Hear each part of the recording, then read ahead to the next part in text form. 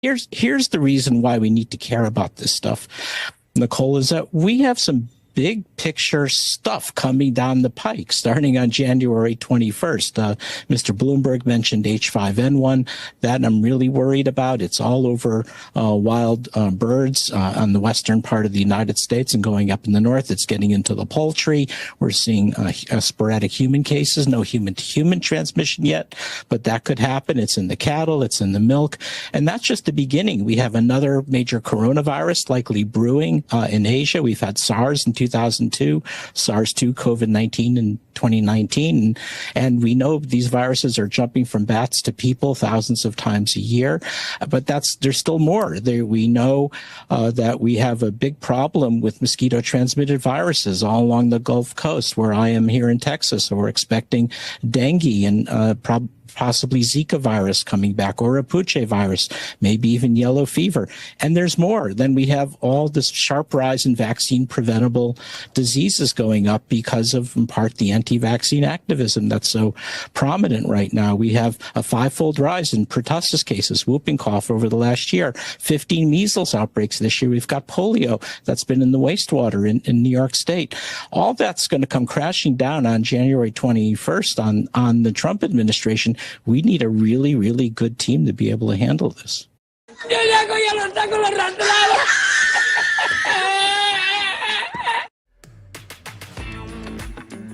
It's the Homeless Left with Matt Weinglass and co-host Craig Pasta.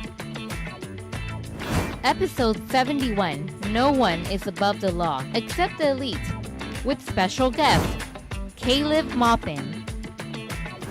A real fake news update inside Huntergate. World War III watch. Syria is an Israel CIA psyop. We know what it's not. Study links cancer to COVID jabs. Plus, an all-new top-censored news of the week. And here's your host, Matt Weinglass.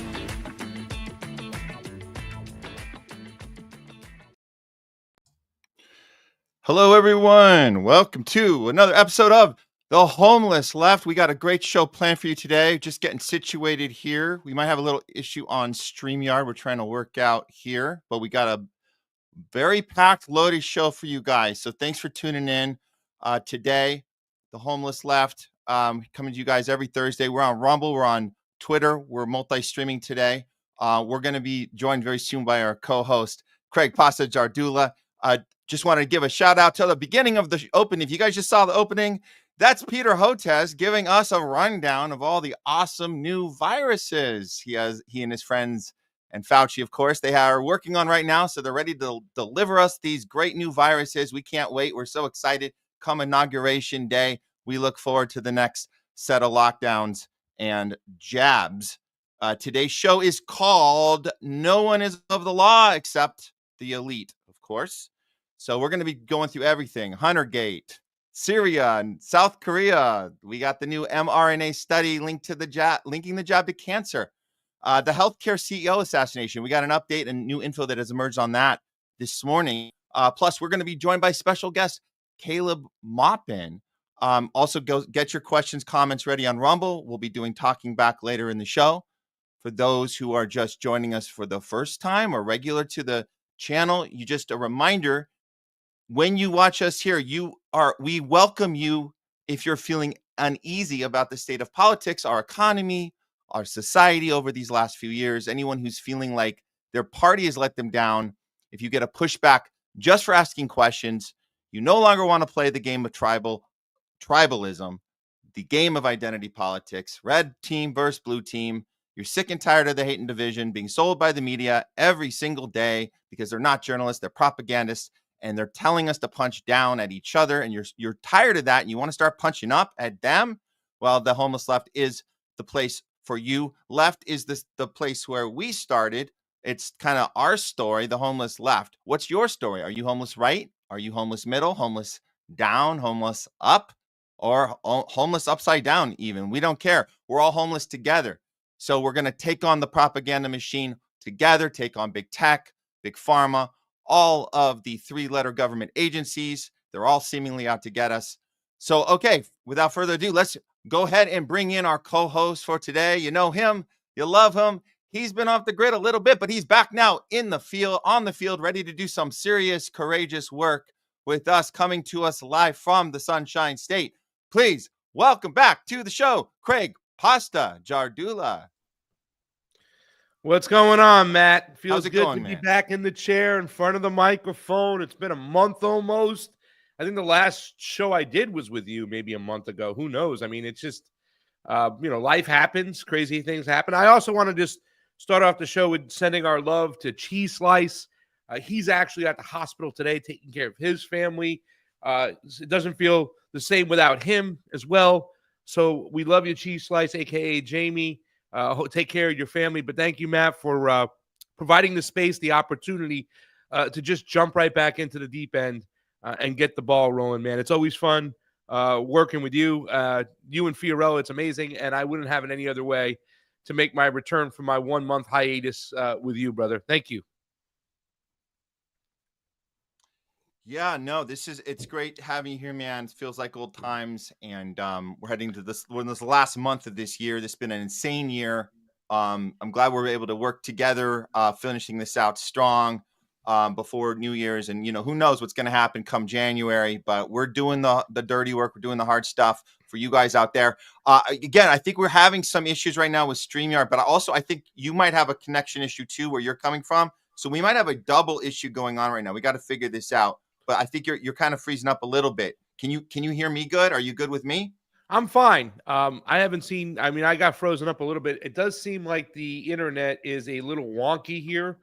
I can always try to reset it and get back in. Okay. So do you want me to do that right now? Am I blurry on your end, or can you hear me? Yes. I think you're pausing right now. So why don't you do a little in and out real quick? Okay. I'll do that. Drop out and come back in. Yeah. All right. Let's try that. Earn some time. Give me I'm going to Okay. reset the routers, and give me about 3 minutes. I'll be right back in.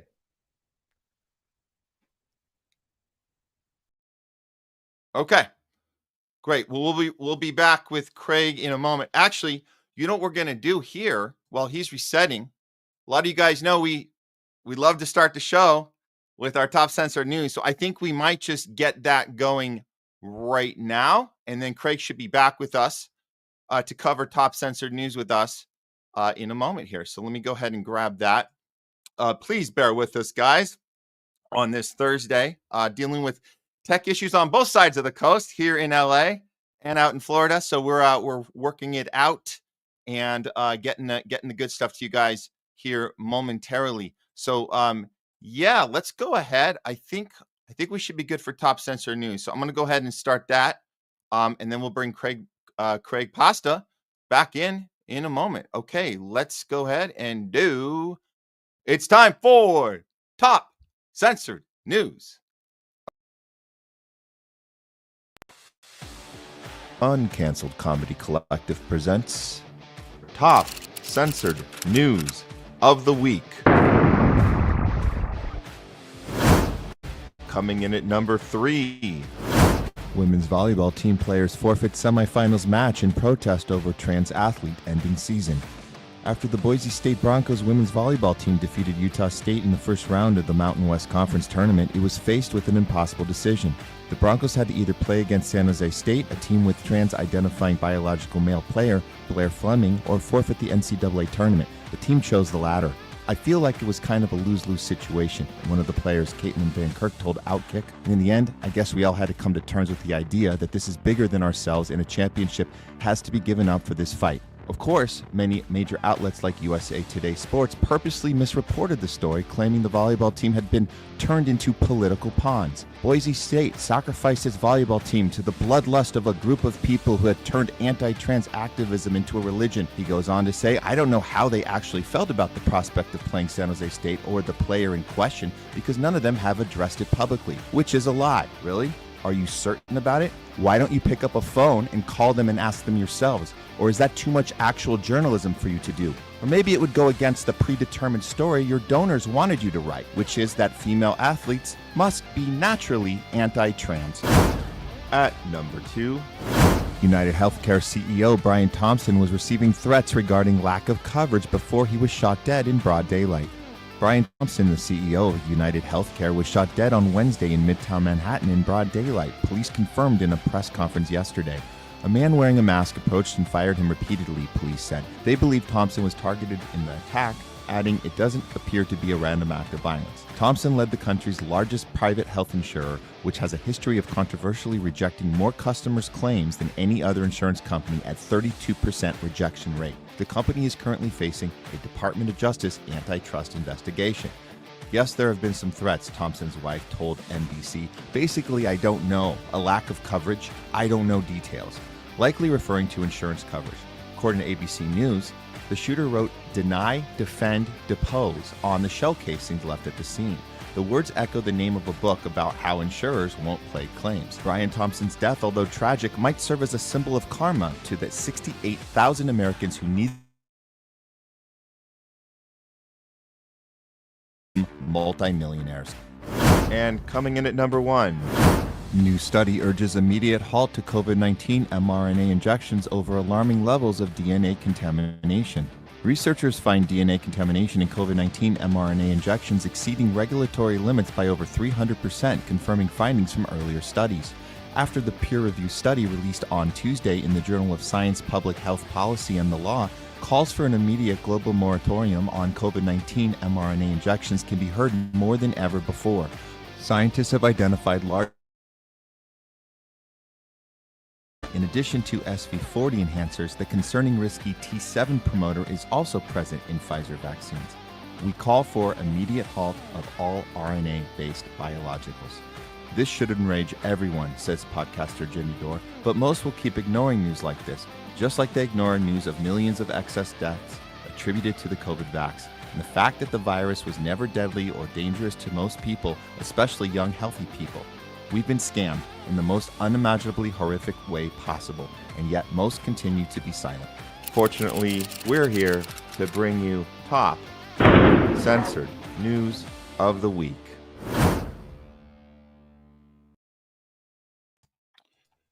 That is top censored news of the week, bringing you the stories the mainstream media refuses to cover, but if they do cover it, they do it in a very dishonest or sloppy way, and it's always on purpose.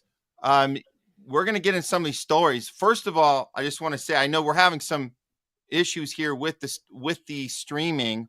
Specifically, it's coming from StreamYard. So when we re-upload this segment, guys, we'll be able to do it fresh with the actual video that should have been playing in its entirety there. So I hope you guys are able to see some of that.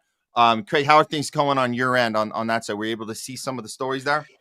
Yeah. I mean, I was able to see it. I'm hard lined in, so my internet speeds are 600 and 600 now. I found out what the issue was with my modem, and I fixed it.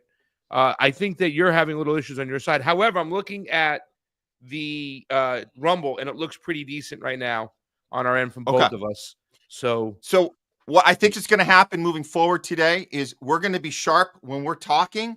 I'm having an issue. I think it's StreamYard, specifically StreamYard, not my internet. It's having an issue with when we play clips. That's the issue right now. Okay. So I'm going to hope that, if they're choppy, we'll see if we can get through them. We may have to stop them. But like I'm telling you guys, when we upload the segments later, we'll obviously be able to replace, we'll get them very sharp and loaded for you guys later if you want to rewatch. But it looks like the good news is our connection is good when we're talking. So we'll be able to have great conversations today. Also, when we bring in our special guest, CALEB MAUPIN, in a little bit as well, we'll be able to have a good discussion with no interruptions. That's my hope right now. So with that, you were able to see some of the stories. I want to get into a couple of these here. The second one, this is the CEO that got assassinated. This was on Wednesday, and it was early Wednesday. They did the investigation. We saw the initial reports. A lot of the media was being very safe with even suggesting what motive might be. Obviously, they're on the lookout trying to find the guy. But we know that this CEO is the CEO of one of the most corrupt healthcare organizations on the planet. What do we mean by corrupt? Well, the first place we'll look is this. This is, and I hope this comes out. I hope we're able to see this chart. This is interesting. I can't even bring this chart up. Yeah. That was. I Wow. put that in the doc, right? So you had that in the doc. Okay, good. Well, I already converted it to a. This is interesting. It's not letting me do this. Huh. I'm a little perplexed right now. Let me try that again. Is it not coming up? Are you just seeing the little pinwheel? I don't know. There we go. Can you see it? Yes, I can see it now. Okay. So this is very strange on StreamYard. I am not happy with this. But anyways, we got the chart. This is United Healthcare, the one on the bottom. That is the guy who was killed is the CEO of United Healthcare, who by percentage of claims that are denied from all insurance companies is by far the highest amount of denial rates by any other major carrier. At 32%, they deny claims. That is double the industry average at 16%. So now, would the mainstream media want to give us this information? No, we have to go find this ourselves.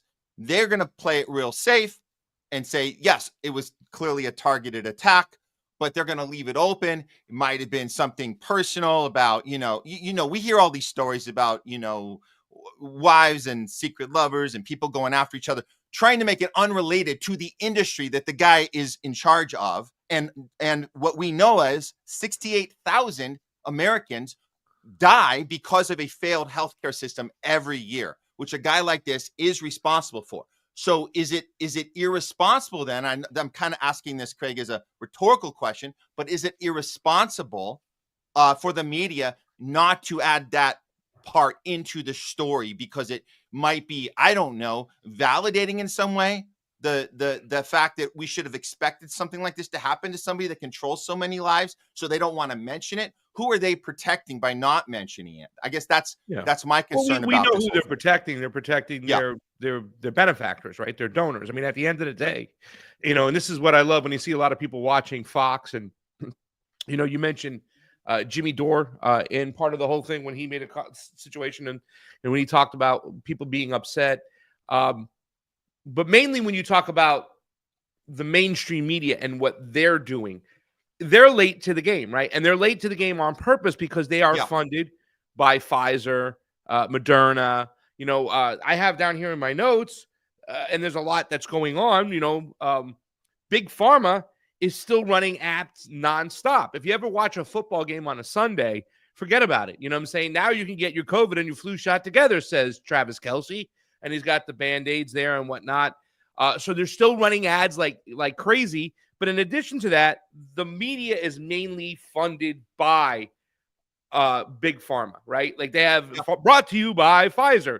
So when you see networks like Fox start talking about stuff like the vaccine's bad, well, where were they when they first happened? Where were they in the beginning where we were out there putting our necks on the line, right? I mean, everybody's caught in this two-team mentality in the United States, the team sports mentality, that it's very easy to dupe people and show up late to the game. You know what I'm saying? And I'm sure they will report what we're talking about right now as it gets caught up and people were saying, hey, what's going on? Or they'll have a guest that will slip and say it that they won't be able to control. But at the end of the day, their bread is buttered by the pharmaceutical companies. And that's why you see even those people who are the fake independent media, they came from the mainstream media that are now trying to occupy this space because they understand that a lot of people in general have left the mainstream media because they don't trust it. Well, they just replaced a lot of these other people. They're trying to replace us by demonetizing, censoring us, shadow banning with these people who come from the mainstream media. But where does their money come from, Matt? Their bread is buttered by who? The pharmaceutical companies. Yeah. So that's what's going on right now. And you'll see the mainstream media. One of the things I did like about RFK when he was running in the beginning, he told the story about when he was talking about the vaccines, how he got a call. I don't think it was from Rupert Murdoch. Maybe it was. Or it was what's his name from Fox who used to run it? Ailes, Roger Ailes, Robert Ailes. Yeah, Roger Ailes. When he got a call and said, "Hey man, I love you, but I can't play this stuff. I can't talk about this stuff." because your shows are sponsored by Pfizer. That was the funny thing about, Tucker Carlson, who everybody bends over backwards to just praise all the time. He was being paid by Pfizer until he was let go. You know what I'm saying? At the end of the day, the networks are controlled by big pharma. That's why it used to be illegal at one point to run commercial ads on a regular basis. I mean, I have eczema, right? And I'm trying to fight it the natural way, but I see a million commercials about eczema all the time, or Ozempic or weight loss, or, you know what I'm saying? They're allowed to do that. They used to not allow to do that. In addition to all these other things too, I want to point out two simple things. Number one, that not only are they running ads like crazy, not only are they sponsoring the shows that a lot of people in the mainstream are watching, they're still operating under emergency use authorization. They still have protection from the government. The shot that has now been passed, I think it would be your 8th or 9th shot, if you shot up every single shot, is under emergency use authorization. So not only are they enjoying the luxury of getting full range, they control the media, they get to run their ads like crazy. They got protection from the government as well. And none of this has changed, right? And a lot of these things haven't even been mentioned by the Trump administration. And some of his cabinet picks are just ridiculous. And I can tell you this much, leading into the story that we're going to talk about more than anything right now, with what was on those bullet casings, because I didn't know that when I went to bed last night. And a lot of the stuff when it came to this particular section, I put into the doc. But I didn't catch that. And when you told me that this morning, it just makes me think of my own personal story that happened just right now. I mean, this is my first show back in a month. The majority of my time, Matt, was spent on the phone. And you know a lot about this, right? Leslie knows a lot about this, was dealing and fighting with insurance companies. I mean, and I ended up one of the last people I talked to after talking to multiple people, getting different stories all the time. And no matter what story I got, claims were being denied to get my mom into acute therapy after her stroke. She's now in a subacute place because that's the only one they would, approve, the only claim they would approve. You get a million different answers. I told them, plain and simple, because it wasn't only just like we can't do this because we don't want to pay kind of thing where they're not talking about it. They claim negligence, right? Like you have, I think it's something in the doc that talks about, I think I put it in there, an article that talks about this particular CEO, his company would have so many clerical errors or, errors and, just on pay. They had one of those with my mom. And because of that error, she had to stay in the hospital an extra 6 days, right? And when somebody has a stroke, the time that is most valuable, most important is right after that stroke, right? Making sure she's taking her blood thinners so she doesn't have a relapse, another stroke. But to repair the mind is to get her into therapy right away. But because of denial of a claim to start with, and then a clerical error after, my mom spent an extra 12 days in the hospital, 3 weeks, which she should have been in rehab maybe after the first week. And I told that person on the phone, Matt, and I'll shut up now because I know I'm speaking a lot. I'm happy to be back and enjoying my time with you, looking at your pretty face. But I told that person, I said, I hope the decision makers who denied my mom's claim and then who kicked this phony last claim, canceled the last claim to start another claim to take another 5 days, I hope that decision maker has a stroke just like my mom and is left for dead. And not only me do I have this story, just look at the responses on the Twitter handles, Matt, and the people talking about this. Like there was a meme, somebody says, this is how people are treating the shooter. And it's like Spider-Man, like he's a hero. This is an issue we have in the United States, and it's not going away anytime soon. So I know what it's like, and it doesn't surprise me that those words were written on those bullets. Yeah. Well, we need to look at that. And ABC was forced to have to report this part because you can't pretend that this didn't happen. The words deny, defend, and depose were discovered by detectives on the shell casings found at the scene where Brian Thompson, the CEO of a major insurance group, United Healthcare, was gunned down. Police sources told ABC News late Wednesday evening. So this was later into the evening when that came out. This was last night. Now, are they going to tell us what that comes from? No, we got to do that work ourselves. I wonder what that comes from. Could it possibly be a book called Delay, Deny, Defend? Why insurance companies don't pay claims and what you can do about it, by J.M. Feynman. Wow. Coincidence? So that's the part, and it took all day Wednesday to figure out that those bullets had those three D words on there, and then we, of course, had to find this ourselves. And you mentioned, Craig, about the internet's response, and that's like they set this up where everybody's at each other's throats. One side's people that always their instinct is to protect power, and then to bash people that have any sort of that are drawing the connection to, as I mentioned before, 68,000 Americans that suffer from purposeful claims getting that they should be entitled to, leads to their death every year. This is a CEO, a handful of people that are responsible for this. They're in charge of that. And we don't consider that on the books. We don't consider that murder. We don't. But yet a guy like this is responsible, literally responsible for that many people not getting the coverage they need, leading to their actual deaths. And yet our instinct is to punch down at people, to draw that correlation and say that we're, like you mentioned, the Spider-Man thing, like it's, taking the law in your own hands. I know we know about the above the law.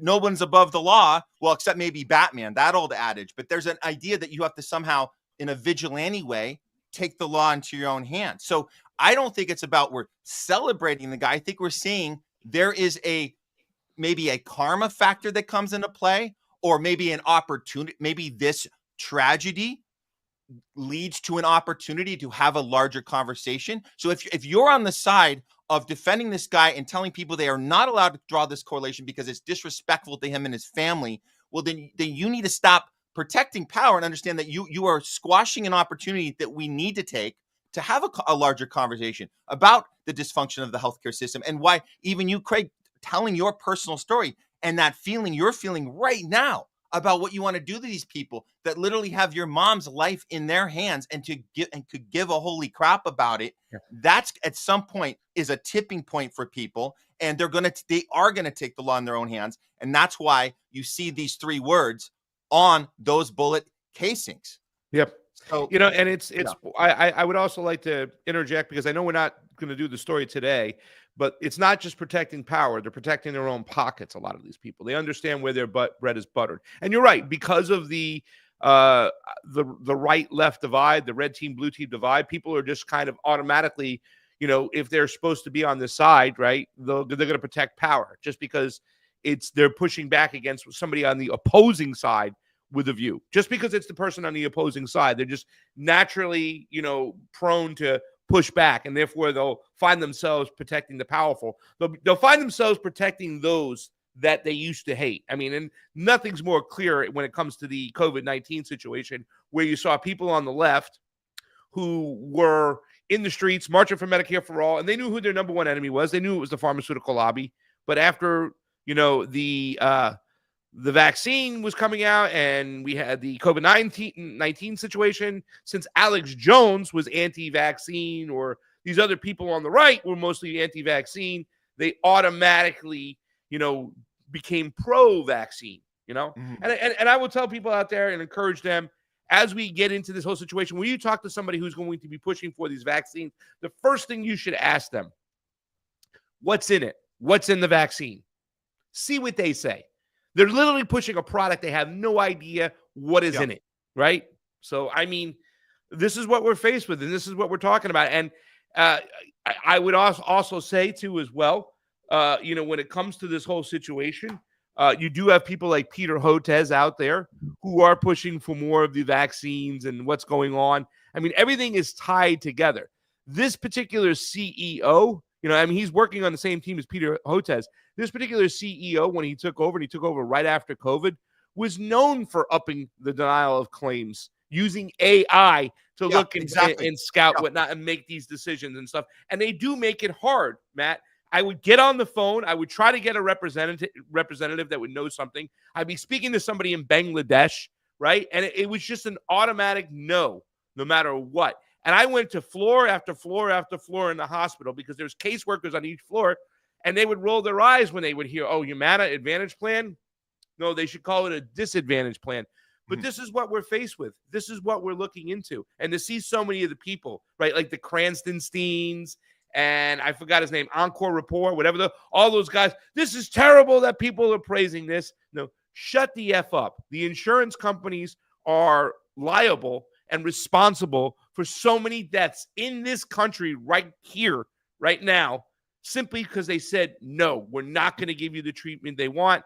They have a whole channel on DirecTV here in Florida dedicated to Humana, just selling their Advantage plans, which means you're opting out of Medicare and opting into private insurance. They now hold your parents' life, your life in their hands if you sign into it, and they've been guilty as FUDGE, fudge. So when people see this, I would have to disagree somewhat. Like, some people are praising this guy, right? Not just the karmatic point. They're like, good. I wish more of this would happen. Like, the CEO of what company is now denying coverage of anesthesia? I mean, we have that in the doc, right? I mean, that person, I can't remember her name. She better be watching out, right? Because they're posting her name everywhere out there. Yeah. No, that's true. No, I saw they're posting. Oh, here we go. I got it right here. Yeah, let's go. Let's bring that one up. This is, and I get it that people are like, wait a minute, you're going too far. Is this too far? I guess that's the question. To post this, is this too far? Taylor Lorenz post, it's Blue Cross Blue Shield. Yeah. They will know, this is the one. They will no longer cover anesthesia for the full length of certain surgeries in Connecticut. So is this going too far to just post who's the CEO? It's not like she's given an address or anything like that or blah, blah, blah. But I understand it. This is controversial. However, it's just pointing out facts. This is another company, again, that's depriving people of their care. More people are going to die. And this is the person who is the CEO of the company. So, be angry about that. Okay. But these are just facts that are being posted. So this is where we are. This is what we've come to. And I think there's a good opportunity right now, Craig, to kind of maneuver into the number one story. Because like you said, everything's connected, man. It's all connected. It really is. Because now we're looking at the rise in cancer rates, the rise in heart conditions, heart problems, died suddenly. Doctors are baffled. We're looking at blood clotting. We're looking at myocarditis. We're looking at all this stuff that randomly over the last 3+ years just randomly spiked. We don't know why. We have no idea why, but we know what it's not. Well, not so fast. We might have some idea right now that we have some real, come on, let's load this. Let's go. Oh, man, StreamYard. That should come up. Are you seeing it? Yep. Oh, I'm not seeing it. Okay. So this is, okay, there we go. Immediate moratorium on COVID-19 mRNA vaccines. This is all of the people behind it. The McCullough Foundation, as we know, Peter McCullough, a friend of the show. All these groups are on board with this. This is after this new study that came out. And let's see, this is the magazine, the Journal of American Physicians and Surgeons, definitely peer reviewed. All this information, I'm not going to get into the details of it now, but you guys are certainly welcome to look it up. But there's been a general consensus of everybody involved with this. And there's some more very shocking. Well, some of us aren't so shocked because some of us knew this was already a theme. These conversations, we've been having these for the last 3 years or so. And now it's being reported in these carefully done studies. We're seeing we know about the SV40. We know these are cancer-inducing promoters, enhancers. So once we can see that it's actually in there, and like you asked the question, Craig, earlier, when we should ask this question to people, say, hey, do you know what's in it? And they really don't. Well, now we can kind of show them this. I think this is the time we show them this, because this isn't a joke. Anybody in the medical arena right now that's continuing to push this on people, knowing that this information is right in front of our faces, we can see it clear as day. This is certainly crimes against humanity at this point. If this thing isn't cut off right now in any way, shape, or form, there's no excuse. There is no excuse for this to be offered, to be suggested.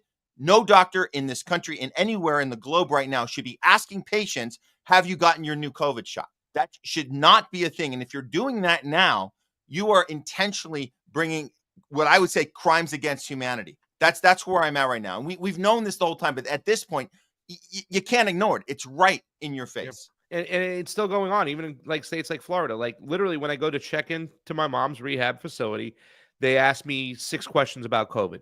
Have I had a fever? Have I contracted COVID? You know what I'm saying?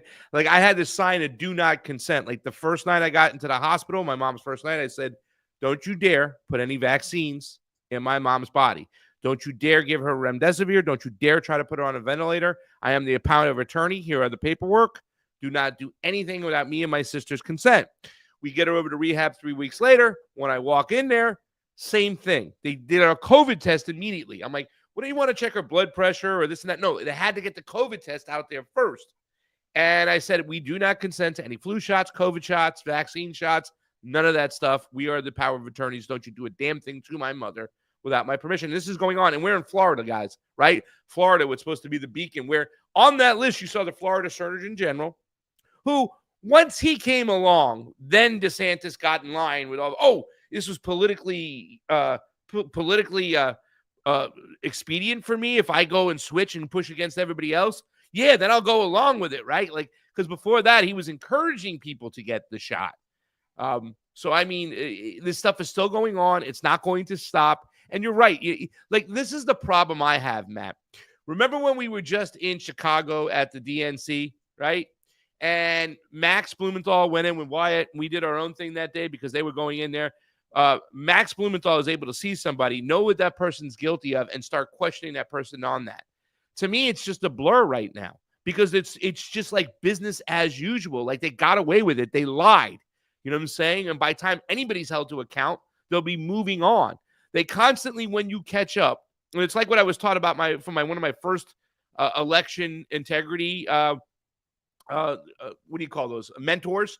When they told me it's like a spider web, right? Like there's many ways in which they can go after and cheat elections. So once you catch on to one thing, they're on to the next.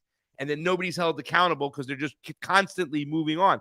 That's what they're doing with the COVID situation. That's why Hotez is out there to come out there and say all these things like these things are coming along because we live in the United States of amnesia and people are just going to move on. And COVID wasn't just about a virus or a vaccine. It was about rearranging society to gain more control for the elites, more track and trace policies, more controls to say, hey, if you don't listen to us and when we mandate this, we'll take things away from you. And they were able to get away with it. Yeah, you'll hear stories here and there like, and you'll think, oh my God, justice is served. No, it's not. The economy is different. The way we do business is different. I mean, there's going to be a real estate crisis when it comes to office buildings because the way business is done now, people don't go into work anymore, right? So there's going to be banking issues that are going to lead to one thing and nothing because they rearrange society, especially in places like Canada, New Zealand, Australia, where you have to have these QR codes. And guess what? All your leaders, including Lula in Brazil and all the people over here in the United States signed on for vaccine passports. So it's not just about a vaccine and a virus. It's about rearranging society for more control for the elites and less civil liberties for you.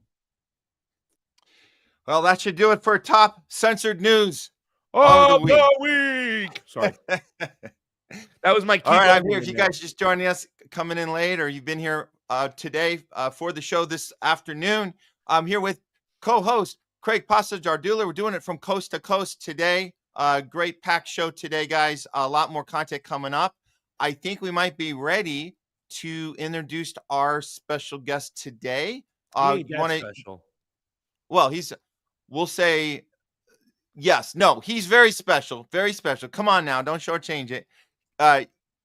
Craig, do you want to do the honors? Are we good to go? Or do you want to, are we? No, you go ahead and do it. I'm going to sit back. Like, listen, I'm still catching up on a lot of things. So, as I've been in the hospital, taking care of my mom, talking to insurance companies, talking to therapists, trying to figure out a way forward for my mom and what's going to happen. So I kind of had a backseat a little bit to everything that's going on. So I want to have the mentality where I'm just going to be sitting back and learning and listening today. Of course, I have my opinions because, just like the COVID situation, Matt, it's like we know it ain't, right? We know it's so many things that happen to me like it's just a blur. Like if I were to see Amy Klobuchar right now, who follows me, by the way, woo, cool, I wouldn't even know what to go after Amy Klobuchar for because I just know that she's takes money from the wrong people and she's corrupt.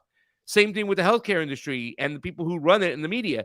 I don't know exactly what's going on for each thing because there's so many things that are coming. They're corrupt.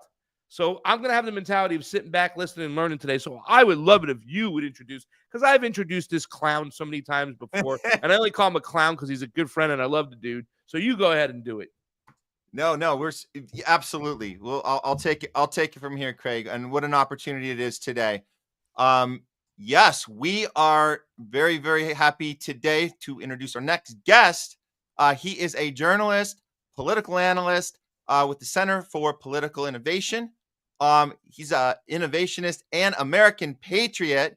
Love this guy. Please welcome back to the show, CALEB MAUPIN. Hello. Hey, Caleb. Hey, How are you? Welcome back to the Homeless Left. It's good to have you here with us today, Caleb. Sure, glad to be here. So you've been on a roll lately. There's some stuff we want to get. There's a lot of stuff we want to get into today. We got the Trump. I know you have the video letter to Trump. I want to talk about that. We have the Hunter. We're calling it Hunter Gate. Kind of some of that drama. Mainstream coverage, what's been going on there. We know Ukraine war stuff is being, or the Ukraine origin stuff is being covered up, and we see that it's as clear as day. So we're certainly seeing the psyop by the media there. But we've also seen some stuff going on in South Korea. We know you definitely have the reputation and the expertise to break some of that down with us. I could start with any of the three. Where are you at? Actually, let me ask you, where are you at? What do you want to dive into with us? Because we take this opportunity with you here with us to break stuff down for us and have a thoughtful commentary. You're not representing any, political, party just like us. It's just critical thinking here on the homeless stuff. So where would you like to kick off today with us, Caleb? Well, that's hard to say because they're all connected. I mean, all three of those topics we're basically talking about the same thing, which is that there is this permanent war lobby that has taken control of our government and it's losing. And the American people are tired of it. They elected Trump because they're tired of it. The people on the Korean Peninsula are tired of it. And it's very corrupt and Hunter Biden's tied into it. So all the topics you listed are all deeply connected to each other. But at the same time, there's nuance to all of them. So maybe you want to start with South Korea? Shall we start there? No, No. Let's get rid of the easy pickings first. Let's get rid of the Hunter Biden because we're going to have a ton of questions about South and North Korea. I'm sorry to throw the monkey wrench, but no, I want to hear your opinions on Huntergate. That has been a phrase coined by my good friend Matt Weinglass over here. Huntergate. There's so many things to talk about, and I think that will lead into the whole, Ukraine. The first question I have for you, you said it's taken control. Hasn't it already always had control there, Caleb? Well, sure. But at this point, there is so much outrage from the American public. Joe Biden's administration is going to go down in history as one of the most obviously corrupt administrations that we have ever seen. I mean, they promised they wouldn't pardon Hunter, and there you go, they did. And they tried to justify it, watching the White House press secretary try to explain that one of, oh, well, we weren't going to, and then he changed his mind, and oh my goodness, it was hilarious. But we all know that Hunter, his corruption long predates the Biden presidency. You go back, talk about 2014 after the USA overthrew the Ukrainian government. Hunter conveniently got a job working for a natural gas company in Ukraine, even though he had absolutely no experience with natural gas and with the energy industry. And he was getting a really nice paycheck every month from Burisma Holdings. And then a prosecutor started looking into corruption. And Biden then bragged to the Council on Foreign Relations about how he got that prosecutor fired and he put aid to Ukraine on hold and said that money is not coming through unless this prosecutor is looking into this company that hired my son, unless they're fired. And I can put this in the context of American politics. Both of our major parties have their strengths and weaknesses. The Democratic Party, their strength has long been that more Americans agree with them. More Americans tend to agree with the Democratic Party than the Republican Party. but their weakness has always been corruption. They have always been the party of the urban political machines, right? Go back to Tammany Hall in New York City, the Rizzo machine of Philadelphia, the Daley machine of Chicago. They have always been the party of corrupt urban machines, and people don't believe what they say. The Republicans tend to be rather extreme in what they believe over the years, but people trust them more, right? They mean what they say. They may say things we don't agree with, but they mean what they say. But the Democratic Party has always been the party of corrupt urban political machines, and Joe Biden is so much a product of that. I mean, go to Wilmington, Delaware sometime and look at how the people there are living, and then put into the hopper that almost every major corporation in the country is headquartered in that city. There's a single building where McDonald's and Walmart and every company is headquartered because it's a giant tax haven. I mean, it's so ridiculous. You go down the line, Biden is just like the walking incarnation of corruption. I believe Hunter, not only is Hunter at the center of all these scandals, we know all about his laptop that the FBI covered up during the last election and everything. But Hunter's a painter. Have you heard about Hunter's painting skills, right? You know, that I made a bid on one, but I lost. So. Yeah.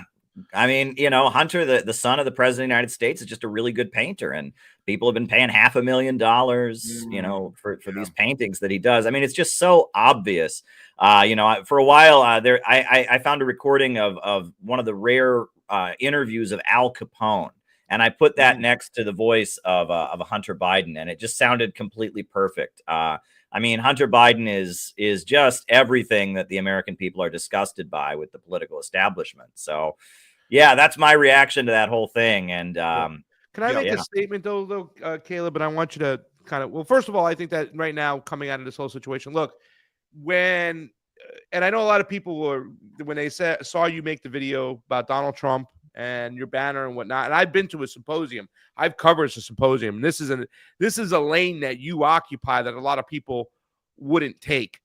So I understand why, just seeing those people who want reunification in North and South Korea, they want that line gone. There's family members that want to reunite. I can understand. This was the one area I think where Donald Trump did something where it was truly amazing. Seeing him with Kim Jong-un was great, but it was even more great, and I even cried more a week later when Moon Jae-in went and met with Kim Jong-un, and Kim Jong-un was like to Moon Jae-in, well, why don't you come over here? And Moon Jae-in was like, and I want to park that for a second, because I think there's a difference between the current leadership right now that's in power right now in South Korea compared to the Moon Jae-in government that was there before, who were more about unification, peace, and the peace pillars. And we'll get to that.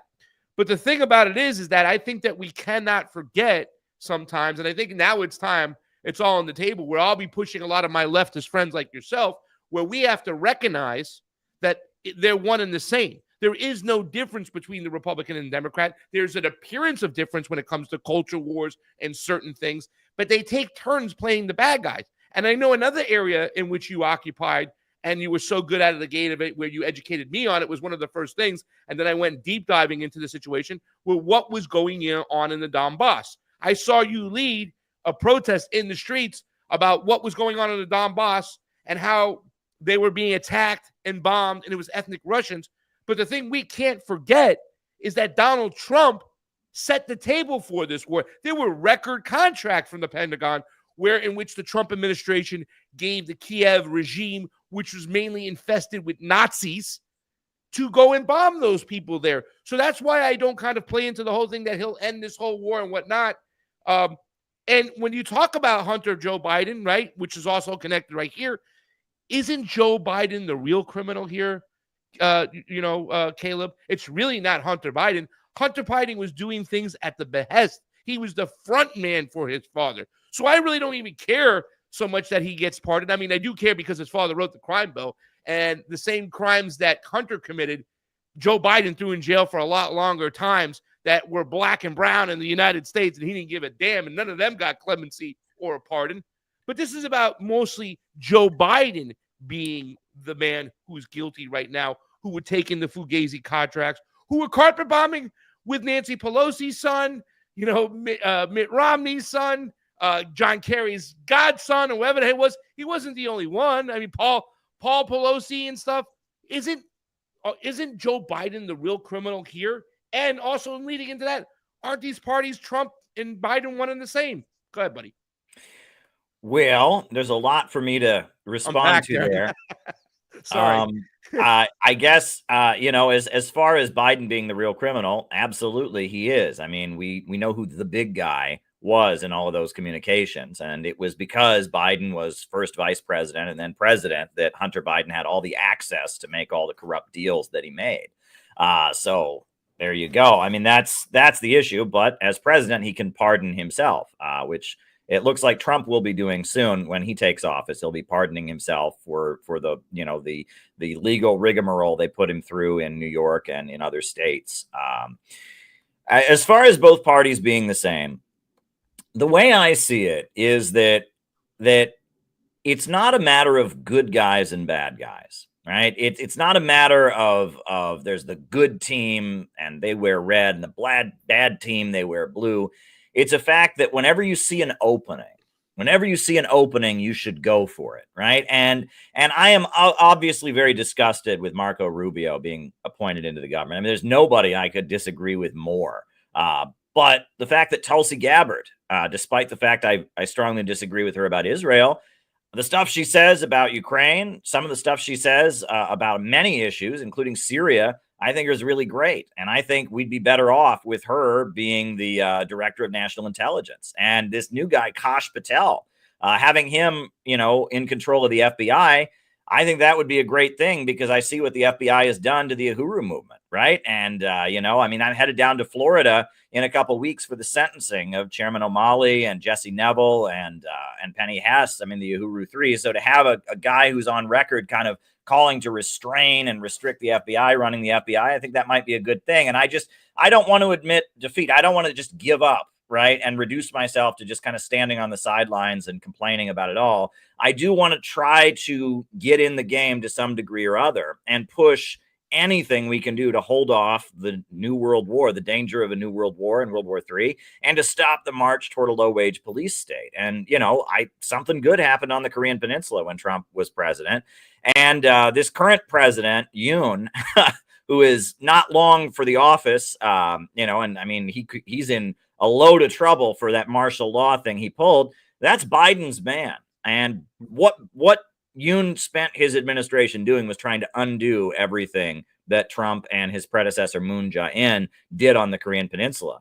And the Korean people don't agree with that. And they've made that clear at polls, et cetera. And so he did this desperate move to implement martial law when he had a 17% approval rating. But what made him think he could even do that, right? I mean, who tries to become the military dictator and declare martial law when you've got 17% approval rating? There's an element of desperation there. And that's what I'm smelling in Washington, D.C. I want to think back to the 1860s. Think back to Abraham Lincoln. Was Abraham Lincoln against slavery? No. He said, you can keep slavery in the South, but I'm not going to play ball with slavery. This fugitive slave law that says if a slave gets free, we have to go to another state and bring him back. No. And the new states that are coming into the country, Kansas, Iowa, those are going to be free states. They're not going to be slave states, but you can keep slavery in the South. I'm not an abolitionist. He got elected on that platform. He was not going to abolish slavery. But that was so much of a threat to the power of the slaveholders to have a guy in the White House who wasn't going to just give them whatever they wanted. They took up arms against him, and we had a civil war. And in that civil war, Abraham Lincoln, who said he didn't want to free a single slave, was forced to abolish slavery. And I think that's kind of a similar situation in that Donald Trump is very much, his first term in office, he murdered Qasem Soleimani. He was sending lethal aid to Ukraine. He was doing all kinds of things. But on a few things, he's just said, look, I'm not going to play ball with you. And what did they hit Donald Trump with over and over and over again throughout the election? They said, Donald Trump only cares about Donald Trump. Good. That is, I think, our best hope, because he's thinking about Donald Trump not being a team player for imperialism. He's thinking, how am I going to be remembered? I want to go down in history as a great man. I think the reason Trump did what he did on the Korean Peninsula is because he's had presidential aspirations since he was a young man when Richard Nixon was in office. And he admits he admired Richard Nixon when he was a young man. And Richard Nixon is the guy who went to China and shook hands with Mao. And I think Donald Trump was thinking, I want to be the guy who shakes hands with Kim Jong-un. I want to go down as the guy who has a historic meeting and starts the peace process with a communist country in Asia. I also think that there is a difference, though, around the fact that, look, we all know it's only a matter of time before North Korea gives up their nuclear weapons. And when they do, it's going to be a bonanza. Because North Korea, because of the sanctions, they already make all of their own cell phones in-house. They can't import cell phones because of the sanctions. And those mountains in North Korea are full of minerals. Minerals that used to be worthless 10 years ago, 20 years ago were worthless, now are really valuable because of cell phones and computer chips.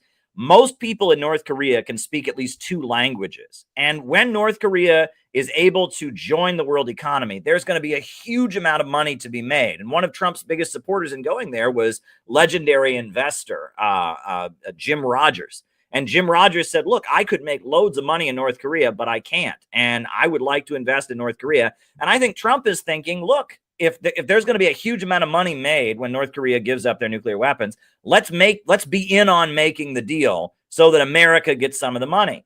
And John Bolton and Mike Pompeo were trying to sabotage that the whole time because they are part of the American permanent war intelligence community that's saying, no, we hate North Korea. They're the enemy no matter what. And Trump's like, hey, I want there to be a Trump hotel in Pyongyang. I want there to be some Trump hotels along those beaches. And, yeah, okay, I'm supposed to be a team player with Empire, but I see an opportunity here. I'm not going to miss it. And yeah, Donald Trump will play ball with the intelligence community, with the pro-war establishment plenty, but they don't own him like they own some other people. And I think that the intelligence community is afraid of that. And I think we've got to use this moment to try and push for as much good as we can possibly get. Anything that'll get us inching closer to peace and further from World War III, I think we got to push for. I don't want to give up any opportunity. That's where I'm at.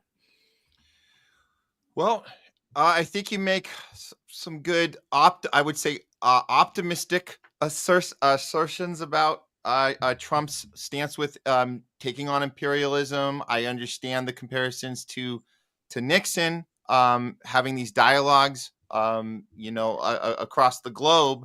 But when we talk about not getting into World War III, and we know, we can go down the Ukraine path here and say, obviously, he was looking into that. He wants to have accountability to all of the corruption that the Bidens have done in Ukraine. So we see that, but we're not so sure that he's assigning the right people. Like General Kellogg was assigned as the envoy, the special envoy. How does that make sense when that's a guy who doesn't want to engage with Putin, says, no, we do not compromise, we do not negotiate? How can that assignment make sense? So Craig, I think I'm not as pessimistic as Craig is here, but I gotta lean his direction when I say, we have to be cautiously optimistic about Trump's even before he gets into office. Some of these appointees they're not okay. I mean, you mentioned Rubio, but we got this Kellogg guy.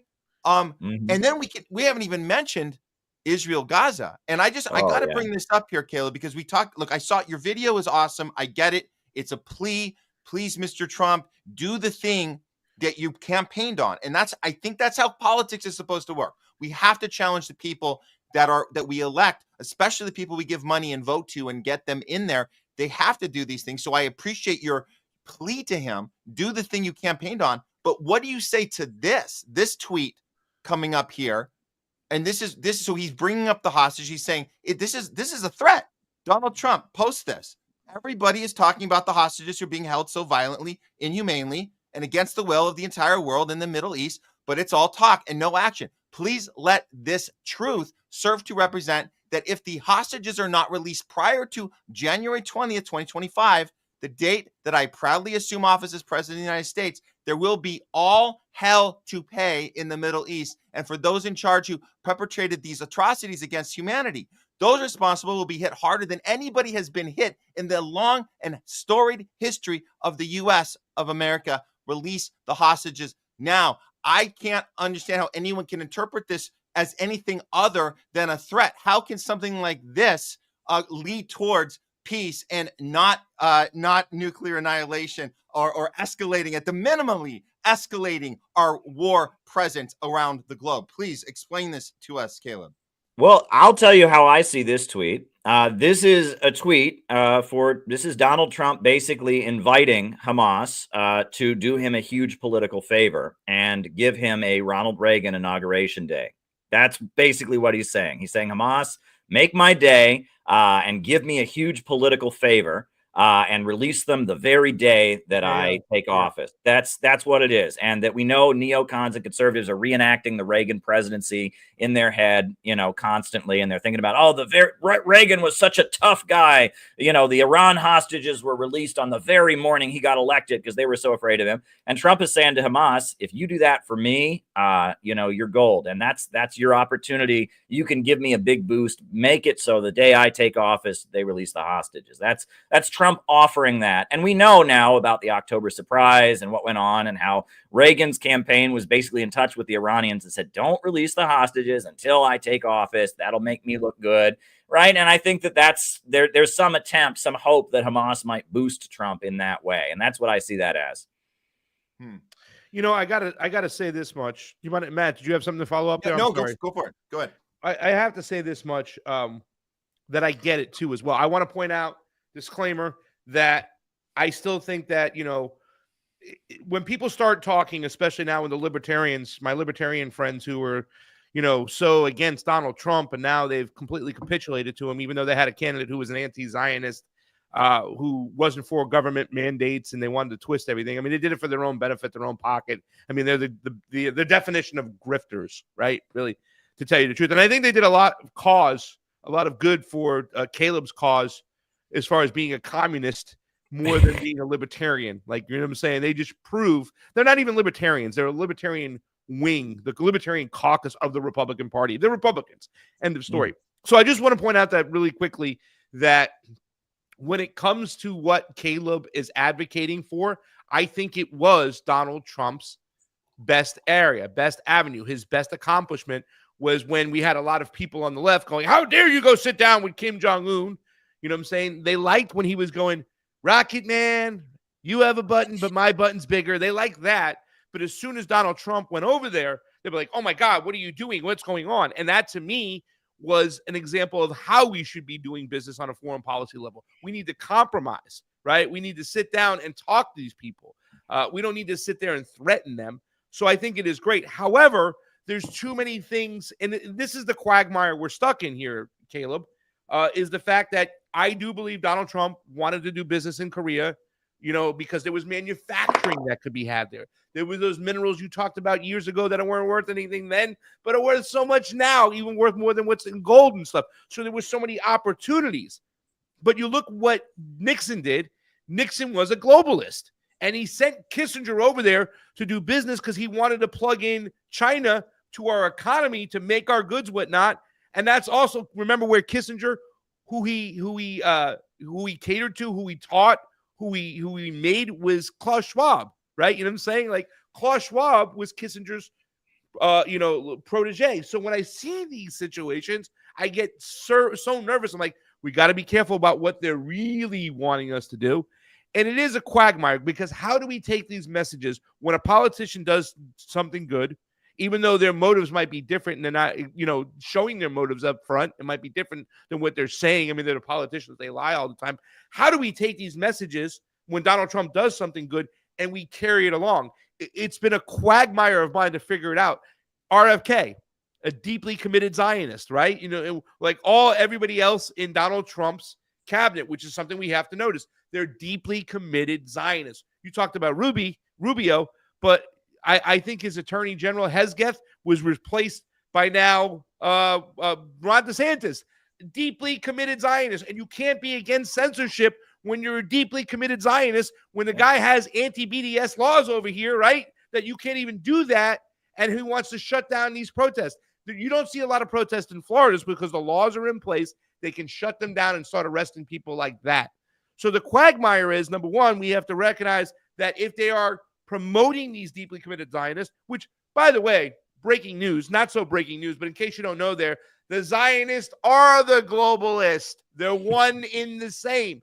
But how do we take the message of when they do something good and move it away from them and carry that torch ourselves? That is the quagmire we're facing, because Donald Trump's greatest achievement foreign policy-wise, you might even say across the board, his greatest achievement was what he did in North and South Korea. I want our leaders to talk to these people, but Donald Trump couldn't pull it off completely. He couldn't stop the drills, Caleb, when they're mimicking every year an invasion on North Korea. There's a lot of money involved. But that's, I think, what really pissed off Kim Jong-un was the fact is that you're going to come over here, you're going to tickle my feather, and then now you're not going to stop these drills from happening.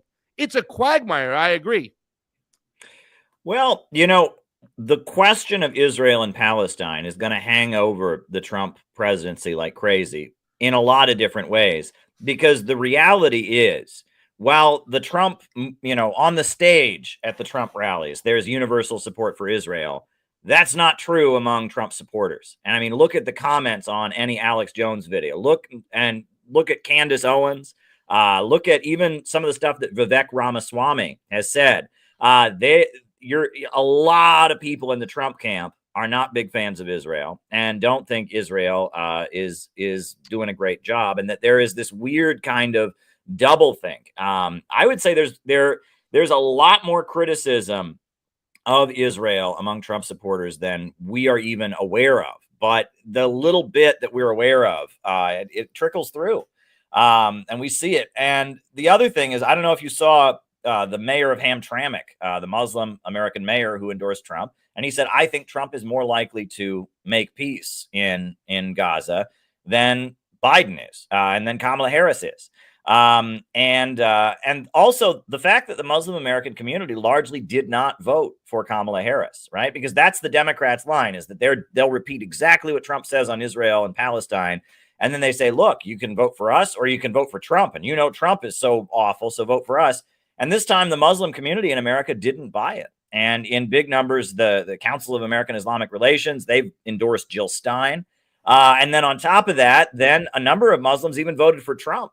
And so I don't think it's solidly understood that Trump is necessarily the hardcore, endless supporter of Israel he's presented himself as. He was the most pro-Israel president ever. I mean, he did the Abraham Accords when he was president and got certain Muslim countries to recognize Israel. He moved the embassy, like you said. But that said, also, let's not forget that Israel stabbed Trump in the back. And Donald Trump, when he was leaving office, he actually made a number of tweets pointing out that, like, look, I was your best friend, Netanyahu, and you didn't have my back after January 6th. You didn't support me. And, Trump wrote The Art of the Deal. But there's another book that Trump wrote called The Art of the Comeback. Take a look at The Art of the Comeback and what it says about, keeping track of who your real friends are and who betrays you and getting payback as soon as you come back. And I don't know. I'm curious what will happen, right? I got to say, when it comes to Israel-Palestine, my expectations are very low for the Trump presidency. But I see that among his supporters, there's people that aren't fully on board. And I also see that there's some weird signals being sent. I don't really know what's going to happen, right? And I mean, and this could go the other way too. We know that Woodrow Wilson campaigned. His campaign slogan was, "He kept us out of war." And then he's the president who led us into World War I, right? We know Lyndon Johnson campaigned of, you got to vote for him because he's not going to get us into Vietnam. And Barry Goldwater's a crazy warmonger who's going to get us into Vietnam. And then almost as soon as Lyndon Johnson got elected, he got us into Vietnam, right? And that often presidents, do the opposite of what they campaigned for. So I don't really know what we're going to see. But what is making me think that something is going to change with the Trump presidency is the way they have, gone full speed ahead, pedal to the metal, trying to escalate a nuclear war in Ukraine. I mean, with the ATACMS missiles and all of that. Why would they be doing that, if Trump was going to just continue things? And the same on the Korean Peninsula. Why would Yoon, Biden's guy, declare martial law and announce that, there's a bunch of pro-North activities and all this stuff? Why would he do that if he wasn't thinking that things are going to start moving in a different direction very quickly? And so seeing kind of the panic and the desire to just escalate conflict as quickly as possible makes me think that the war lobby is not sure that Trump is completely in their pocket or as much as they'd like him to be. So I don't know. I don't know, but I know I have to try. It is my duty to try as an American. I can't just sit back and there's a meme from The Simpsons I've been referring to, Homer, where old man yells at cloud, Grandpa Simpson. He's like, old man, I don't want to be that. And my job, I see, is to empower people to say, look, if we actually take action, if we actually intervene in the political process, we can make a difference. And so because my job is to try and make a difference, I'm not ready to give up on Trump 100%. Yeah, no, that's it's fair. It's a fair argument to say that they are definitely people that are scrambling right now. They're nervous, and I think we've always known this about Trump's first term was that the reason they didn't like him was because every once in a while he told the truth. Every once in a while he wasn't controllable. Everybody else is controllable. Kamala would have been 100% controllable. Biden 100% controllable. So they're spoiled with that. This is what people in power get spoiled with power. They can't handle only 95%. They have to have 100. So what we're talking about is what can Trump get done in that, even if it's 5%. Maybe Craig, maybe you're more on the 2 or 3% or 1%. But either way, we're talking about a percentage that might affect the American people in a drastic way. If it's just one thing, if it's just maybe taking on big food and big pharma, maybe just one little thing. This we saw. This is something, and I want both your guys' feedback on this one because we talked about the pardon earlier, right? So this pardon that nobody on the left seems to care about because it's his son. It's his son. Oh, a father looking out for his son. Oh, well, look what else they're discussing. Biden's White House is discussing. Can you hear him, Caleb? Or he's breaking up a little bit. Yeah, Matt, you're breaking up. Pardons for those in Trump's crosshairs. Matt, you're breaking up. Matt. You're breaking up. Matt, you broke up that whole time. Pardons. Damn, are you losing me here? Okay, let me. Are you hearing me now? I'll read that. President Joe Biden's senior aides are conducting a vigorous internal debate over whether to issue preemptive pardons to a range of current and former public officials who would be targeted with President-elect Donald Trump's return to the White House, according to senior Democrats familiar with the discussions. Biden's aides are deeply concerned about a range of current and former officials who could find themselves facing inquiries and even indictments, a sense of alarm which has only accelerated since Trump's last weekend announced the appointment of Kash Patel to lead the FBI. Patel has publicly vowed to pursue Trump's critics. Well, I mean, as far as... We also have, when we go further... Oh, you don't share this, idiot. Well, I was going to say, these are the... Well, this is on everyone. Everyone's putting this up. The Fauci, Cheney, and Schiff are all being named right now as people that were going to be looked at to be pardoned. Sure. That's happening right now. Okay. Can I say something? Go ahead. I'll pass it to you guys. We can discuss. Okay, you're breaking up and you're very blurry, and I don't like when you're blurry, man. I want to see that beautiful face, crystal and clear. What we're witnessing here, let me just say this right out. This is kabuki theater, right?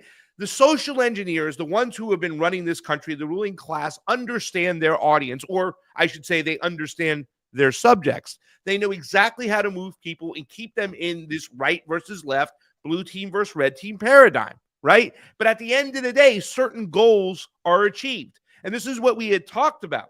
And I know you know this too as well, Caleb, that yes, there's opportunities that are presented when I think sometimes rhetoric is just as good as policy. In other words, a lot of people who were talking about all these endless wars when he was saying that endless wars, and then all of a sudden Trump people thought they were the peace party because every single Democrat in office was for that war in Russia, that proxy war. Not a single one, not even Barbara Lee, stood up against their own party and said, no, this is BS.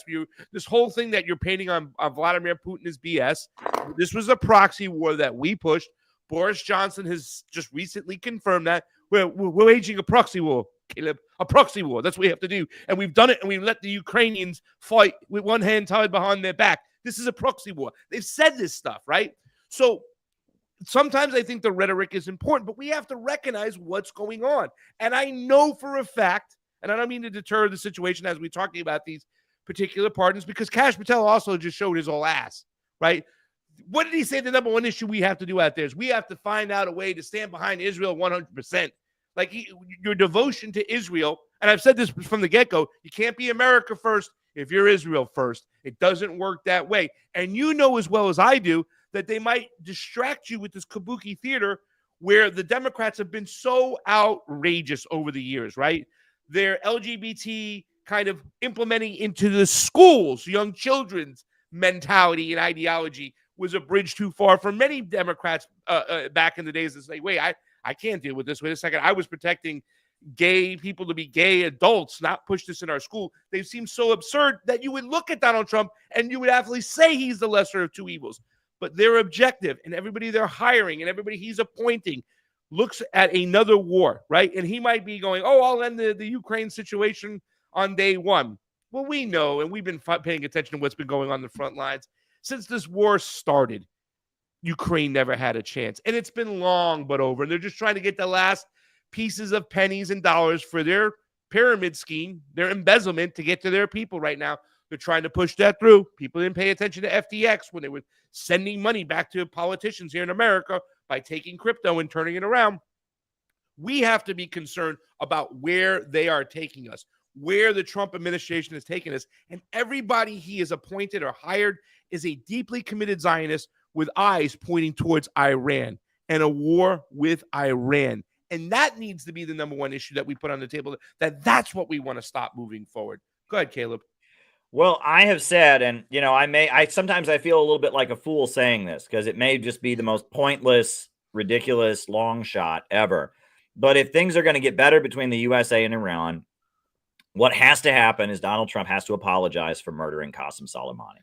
There's no way that anything between the USA and Iran can improve without at least some kind of apology, because that was such a cowardly, act. I mean, the guy was lured to Iraq to have peace talks. He met to negotiate peace. And then he was on his way to the airport and they gunned him down. It was cowardly. And Donald Trump needs to come out and he needs to say, look, I was given bad information. Mike Pompeo urged me to do this. They told me this guy had killed Americans and all of that. I didn't know what I was doing. And there can't be any improvement between the USA and Iran, unless that happens. But I'm also concerned when you talk about Iran and the FBI and Zionism and all of that. One thing that really concerns me is, Donald Trump, he'd had 2 assassination attempts on the campaign trail. Putin says Trump is still in danger. Right. And Putin knows his stuff. I mean, this is a guy who comes out of the security services and all of that. And they're already trying to tell us that that Iran did it. Right. I mean, they've already basically got it all set up that if something were to happen to Trump, they would immediately blame it on Iran. And they're setting the stage. Oh, Iran is trying to kill Trump. Well, look at what's right in front of your face. Ukraine tried to kill Trump.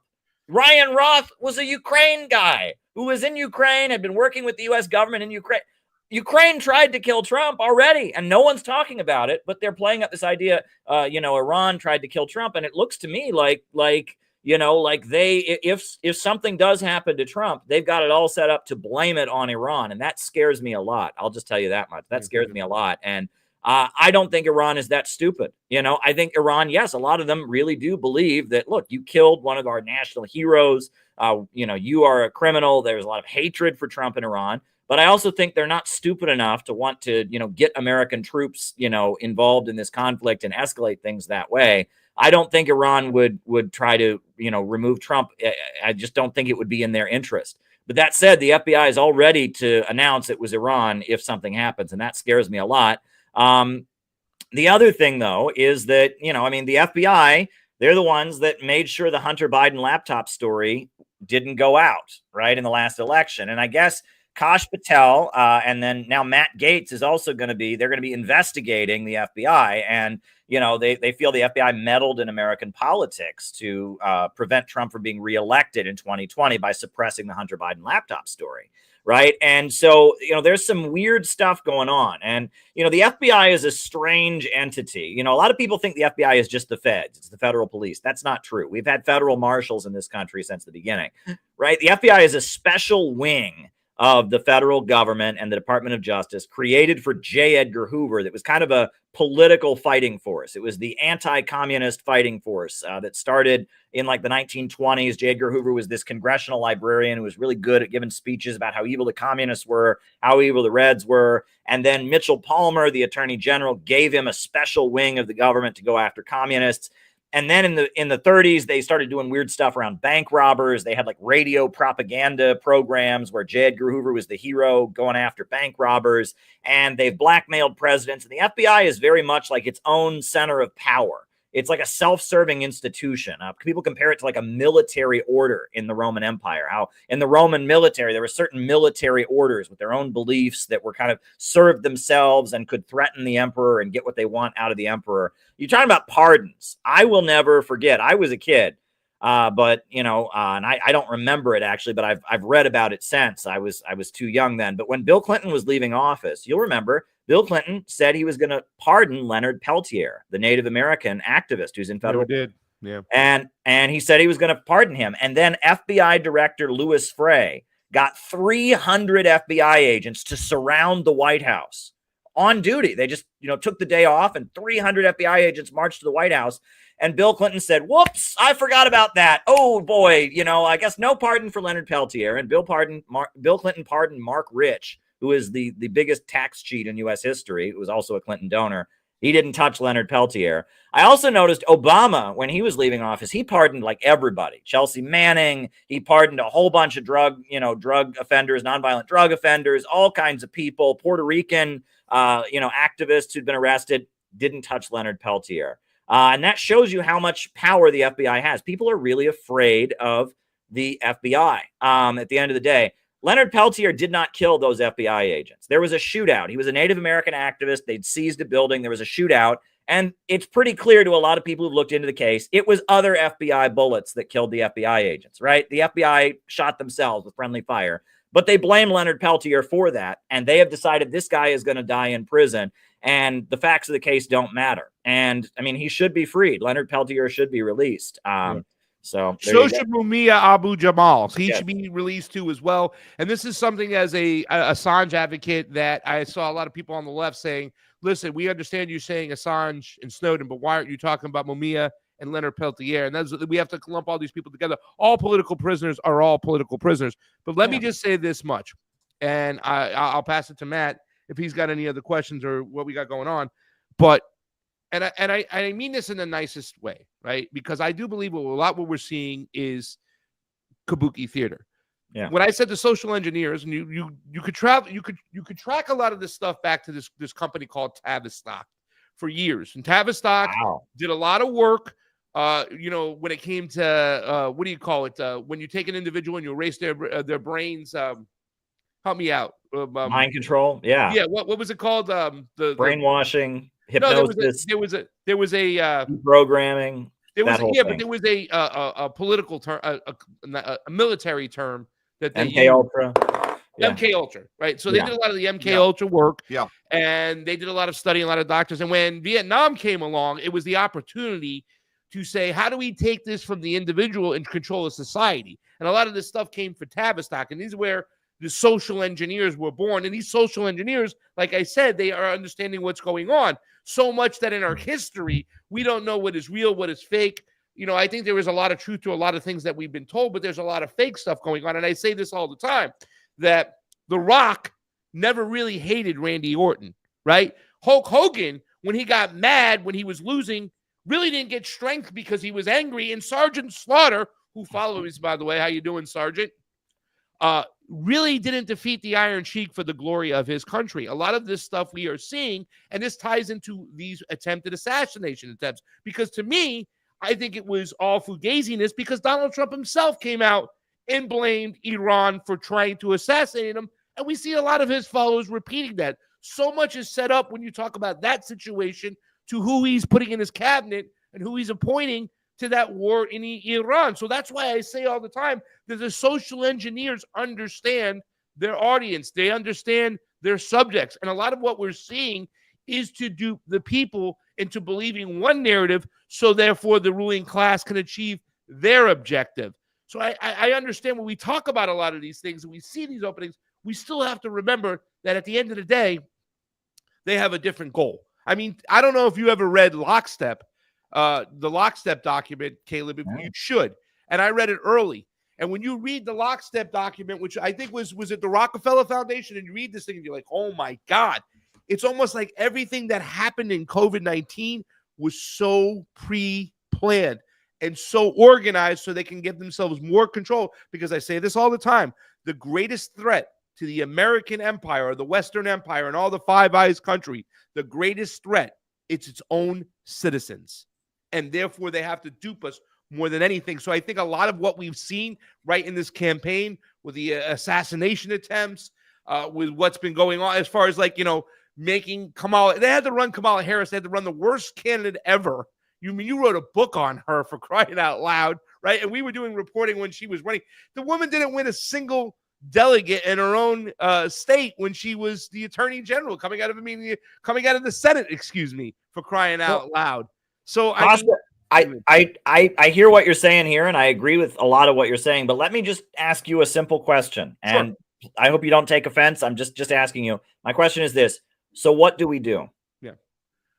We continue to do what you are doing. We continue to get out in the streets, but we also do it with a cautious and a clear eye of understanding that they are who they are. And if you look deep into policy, you look deep into rhetoric, listen, we could talk about the whole situation where there's a lot of people inside of Trump's campaign that are not Zionist of sorts.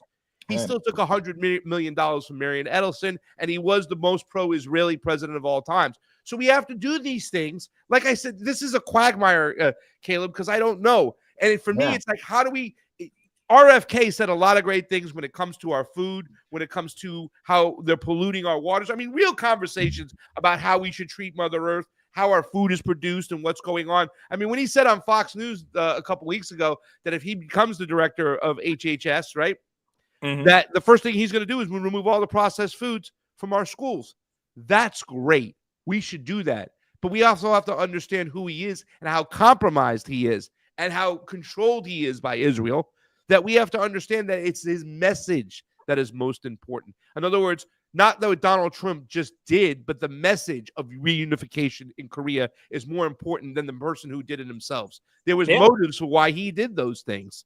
And well, that's why we're headed to the inauguration. On the 20th, January 20th, Monday, we're headed to the inauguration in Washington, D.C. We have a beautiful hotel that we've rented near the White House, and we're having a reception. And we're taking our big banner, "Only Peace Can Make America Great Again," Trump and Kim shaking hands. We're taking that to the inauguration, and we'll be on the streets outside greeting Trump supporters.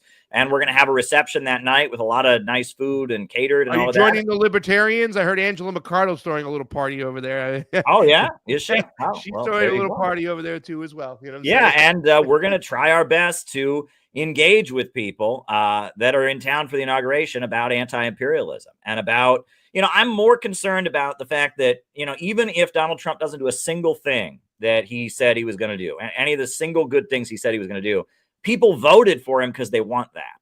And I want to organize those people that want that. And I want to get to them. And I want to build an anti-imperialist movement in America. That's urgent. And one thing we're going to raise is the peace bridge, connecting Russia and Alaska, right? Now is the time. If Trump actually can reach some kind of deal and end the conflict in Ukraine, we got to start building that bridge to connect Alaska to Russia, because that can pivot the U.S. economy away from the NATO countries. That can pivot us towards the new economy rising in the East, the BRICS countries. And that's an opportunity. So we're thinking we're going to get another banner just as big about the peace bridge connecting Russia and Alaska. And I am more concerned about building a real popular movement, because at the end of the day, I've learned to stop thinking in terms of good guys and bad guys and start thinking about the balance of forces, right? And that ultimately, if we can expand anti-imperialist thought and we can build a network of people that are good at intervening and spreading anti-imperialist politics in America, who can rely on each other and carry out effective operations to raise awareness, that'll be something that can change the political conversation and could possibly lead to something good. And we have to try. It's not enough. I just refuse to be written out of the conversation. I refuse to look. I think one thing that our leaders are very good at, it's a counterinsurgency that they're waging right now, right? It's a classic counterinsurgency, right? They know most Americans at this point think the government is corrupt, don't trust the deep state, don't trust the media, etc. And so they're trying to make it a situation where, okay, you can trust the mainstream media, or you can be in crazy land and it's not clear what you're for. That's what they want. They don't want there to be any solid opposition right? They want there to be a whole bunch of confused people that are on the outside that don't really know where they're at, that are pessimistic, that are hopeless, that are following this person or following that person. And if we want to build a real alternative that can really challenge the pro-war establishment in America, we need to build something solid, right? And we need to not let them run this kind of manipulated counterinsurgency that they're trying to run right now. And so I've got to try, right? I mean, I feel like it's my duty to my country, to my people, to the future of humanity. We've got to intervene. And so I'm doing my best, despite realizing that a lot of what you're saying is I'm seeing everything you're seeing, and I'm shaking my head and horrified and sickened by a lot of what I'm hearing. But at the same time, you got to try. That's my feeling. No, listen, can I just also say too as well, and I hope I wasn't misunderstood, that I do tip my hat off. It's these conversations of what do we do from here, because I know you're very conscious of everything that goes around. I love also talking to Matt Ehret about this too as well, because he's another guy who understands and sees everything that's going on, especially from the Chinese perspective, right? And what do we do? And I think that the conversations are more important than anything else. And I tip my hat off to you, Caleb, for going and taking a try, because I've said this before. Sometimes the narrative is just as important as the policy, because no matter what, there's a lot of people, they play the team sports mentality. And because Trump said it, there's a lot of people who were like anti-Israel, anti-Zionist at one point that are now pro-Zionist, right? Like I talk about my mom, right? Like she wasn't an anti-Zionist, but she would get mad that in Boca Raton that they were allowed to put the candles out for Hanukkah time, but they didn't have little mangers inside the little the mangers. They're called mangers, the Christ mangers.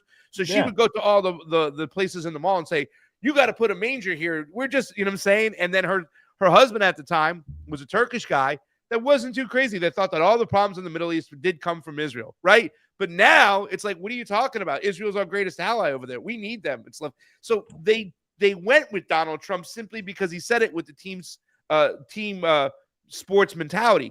But my question to you is this, really quickly, and I need you to answer this question and keep it as condensed as can be, because like I said, next week I'll be doing a live show on WBAI in New York on Wednesday. And the question I will pose to the people out there who want to call in, and I'm going to encourage Trump people to call in. With all that being said, Caleb, can peace be achieved through strength? Donald Trump says it all the time. Is it possible, or is it just more of the same? Your thoughts? Well, at risk of not answering your question sufficiently, that question raises another question, which is, what does strength mean? Is strength the ability to threaten people with nuclear weapons, the ability to make people afraid, or is strength the ability to see your conditions improve, to have a strong economy that connects with other people, to raise up living standards?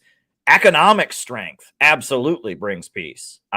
Military strength, not so much. That's my answer. Matt, I've been taking too much of the time up. I want you to jump in there and stuff. I'm sorry. Thank you, Caleb. You know, look, the economic strength, by the way, that's what I loved about RFK when he was running in the beginning, because he says, you know, we gotta take on China economically. That means we got to change the way we do business at home. That's why I loved about it. Sorry, Matt. Yeah.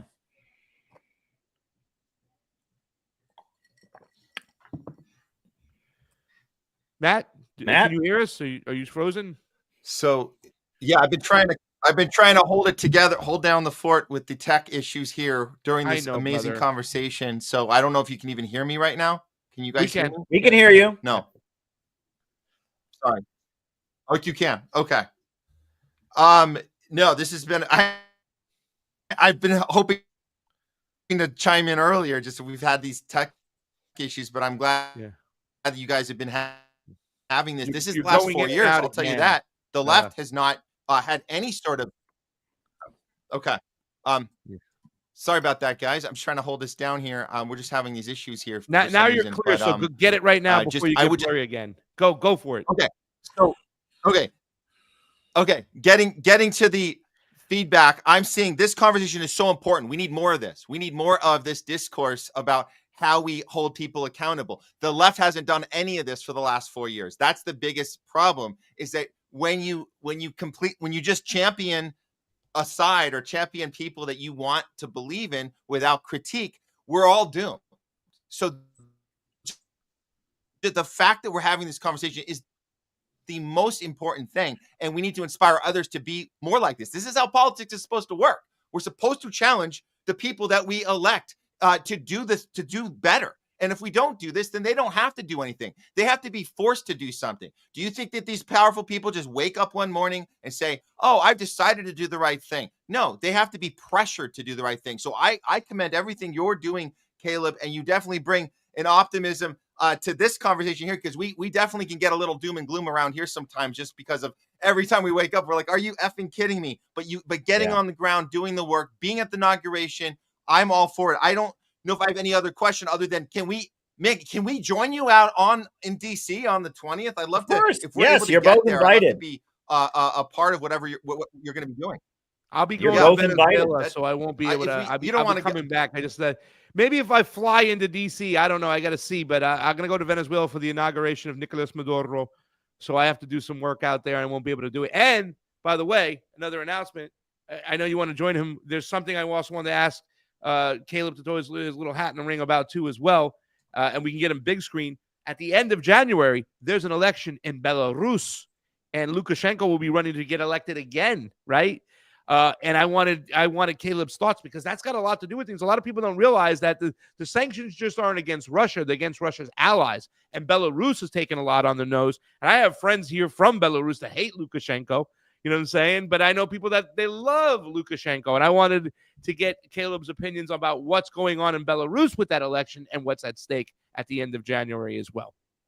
Well, Alexander Lukashenko is wildly popular in Belarus because when the Soviet Union was falling, all the surrounding countries got economically demolished. The 90s was this awful time. Belarus was the one country where they kept universal employment, they kept universal health care, and they didn't endure. He didn't go along with the neoliberalism, and Alexander Lukashenko, he's a strong guy. He's tied in with the military and the security services. And he just said, nope, we're not going to do the whole collapse of the Soviet Union thing. And because of that, he has provided a social safety net in Belarus and economic security that they didn't have in other countries throughout that. And he's wildly popular.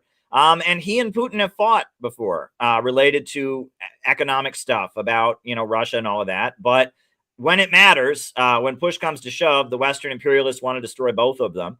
And, when it really gets down to it, Putin is not a communist, right? He's not a Soviet-style communist, right? He's somebody, he very much is proud of what the Soviet Union achieved, etc.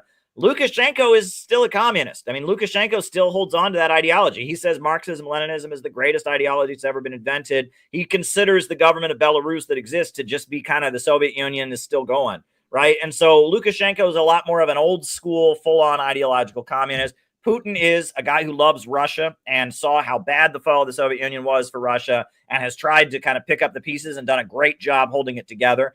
And they have a lot in common. And right now they're on the battlefield fighting in Ukraine together. And Belarus is a very, very small country. And, every so often they will have a big clash with Russia. But right now they're very close. And the last election, it was interesting because in the lead up to the last election, Belarus was pivoting away from Russia. And, Lukashenko was saying all kinds of critical things about Russia and all of that. And then they tried to color revolution him in his election. And then he said, oh, this is what you were doing. And then he immediately pivoted closer to Russia. And actually, and now he's closer than ever to Russia. And you saw that in the lead up to the last election in Belarus. They very much were, pretending to like Belarus. Bloomberg News ran nice articles about his economic policies and stuff. And the USA was kind of cozying up to Belarus, hoping that they could kind of manipulate them against Putin. But then when they tried to color revolution him in the elections, then he's like, oh, that's what the United States is offering here. Okay, I'm back on Putin's team. And that was how it works. And, it's kind of like with Vietnam. Vietnam, Obama went there and hosted battleships there and was hoping to use Vietnam against China because there's a long-standing rivalry there. But then Vietnam saw what was happening and was like, no, we're not going to fall for this. And, Gaddafi fell for it. Obama really convinced Gaddafi that they were good friends. And look how that turned out. Yep. The USA is just making a deal with the United States right now. It doesn't have a good track record. The Iran nuclear deal didn't work out too well for Iran. The negotiations with Libya didn't work out well for Libya. And that right now, the USA just doesn't have a very good credit score. You make a deal with the USA and then they turn around and stab you in the back. And so a lot of countries are saying, well, if I make a deal with Russia or China, they'll keep their end of the bargain. If I make a deal with the United States, I'm going to get invaded or overthrown. So, You know, this is not good what's for our saying, country. Caleb? It's very bad to be United States enemies, but it's even worse to be their ally, right? It's like Indeed. And the parallels to me of Yanukovych in Ukraine and Lukashenko in Russia, in Belarus, excuse me, are so much alike. There are issues between Lukashenko and the Russian government, right? The same thing with Yanukovych. Yanukovych wasn't just a pro-Russian president. He was looking into a deal with the EU and just didn't get a good deal and said, nah, I can't do this because I'm not going to get a good deal and I can't rely on them to hold their end of the bargain. The parallels are so much there, but you're right. What does it mean if, in fact, and by the way, I think the biggest advocate for Lukashenko's election coming up is the United States and their willingness and their wanting to get involved. It's the same thing in Nicaragua. It's the same thing in Venezuela. We're going to go see the inauguration. So many people want national sovereignty. They want the right to control what that they do with their government and how they rule themselves or how they govern themselves. They want the right to keep their resources and make sure that it benefits their country. So when you see Nicolas Maduro maintaining power and you see Daniel Ortega when we went to Nicaragua together, which, you know, by the way, I love you, Caleb, because you got us started in our first election there, and we were able to go to 6 elections since in Latin America. It was CALEB MAUPIN who made it happen. So, yes, even though I appreciate Caleb Maupin's work, we're also friends. We've partied in Mexico together, too, as well, at weddings and whatnot. But what do you see as an issue if Lukashenko's adversary or his the other party, who was definitely pro-American, I can't remember her name last time. They didn't let, I think, her husband run. So therefore she ran, but she was, you know, she's gone with all these think tanks. She was at a think tank with Jeffrey Pyatt not too long ago. Obviously, we understand that if the opposition gets in power in Belarus, couldn't that spell a big problem and almost mirror what's going on with the Ukraine over there in the situation? What happens if the opposition does find a way to get in power, Caleb? Well, I mean, if they were to get in power, I think that would mean Belarus pulling out of the war in Ukraine. And that's a big deal, you know, obviously. But I don't think they're going to get in power. This is the country is in a state of war, full military mobilization. Lukashenko is the leader. The woman who is running against him is running on an anti-Russia, you know, I mean, it's not going to happen. You know what I'm saying? I think Lukashenko's got it in the bag, given the conditions. You know, it'd be like, I don't know, imagine we had an election in the United States like 3 days after 9/11. You know, Bush was on the ballot, and somebody who, you know, shook hands with bin Laden was the other candidate. Like, it's not going to happen. You know, I think Lukashenko's got it in the bag. It's crazy. Like I said, the United States is the reason why these other countries, they win, because it's like they don't want the United States coming. And I talk to cab drivers when I go to these countries. I talk to waiters. I talk to the regular people. And even if they're conservative, and that's the thing, the misconception that a lot of people think that all these countries are just hardcore leftist, communist, socialist. They're not. You know, they're not. There's a lot of conservatives in these countries and stuff, and they don't like necessarily the government. But you know what they mostly say? Even those people who are oppositional to the government, we don't want the United States in our business. We don't want them telling us what to do. These people want their national sovereignty. And, you know, I think they declared, we were saying the woman who ran against Lukashenko last time, because I can't remember her name. I think they declared her at that think tank meeting, right, to be the interim president of Belarus. They said that. She doesn't have to run. She's already the president then. I mean, yeah, exactly. Hey, dude, I heard that Juan Guaido has declared himself the president of South Korea now. Well, you know, it's wild. One thing that is worth pointing out is, you know, when I was in Russia, I had a lot of people say, well, Russia can't be a democracy because Putin's gotten elected so many times. They all forget that we had a president in this country named Roosevelt, and he was elected in 1932 and in 1936 and in 1940 and in 1944, and then he died. And then they passed a constitutional amendment to make it so no one could ever run for president that many times. You know, if somebody is capable of getting the job done and really changes and transforms people's lives, they will be in office a long time. And that, you know, that we shouldn't, like, this idea that, oh, well, Lukashenko's been in power in Belarus a long time. Well, that's because he's got the job done and he's made people's lives better.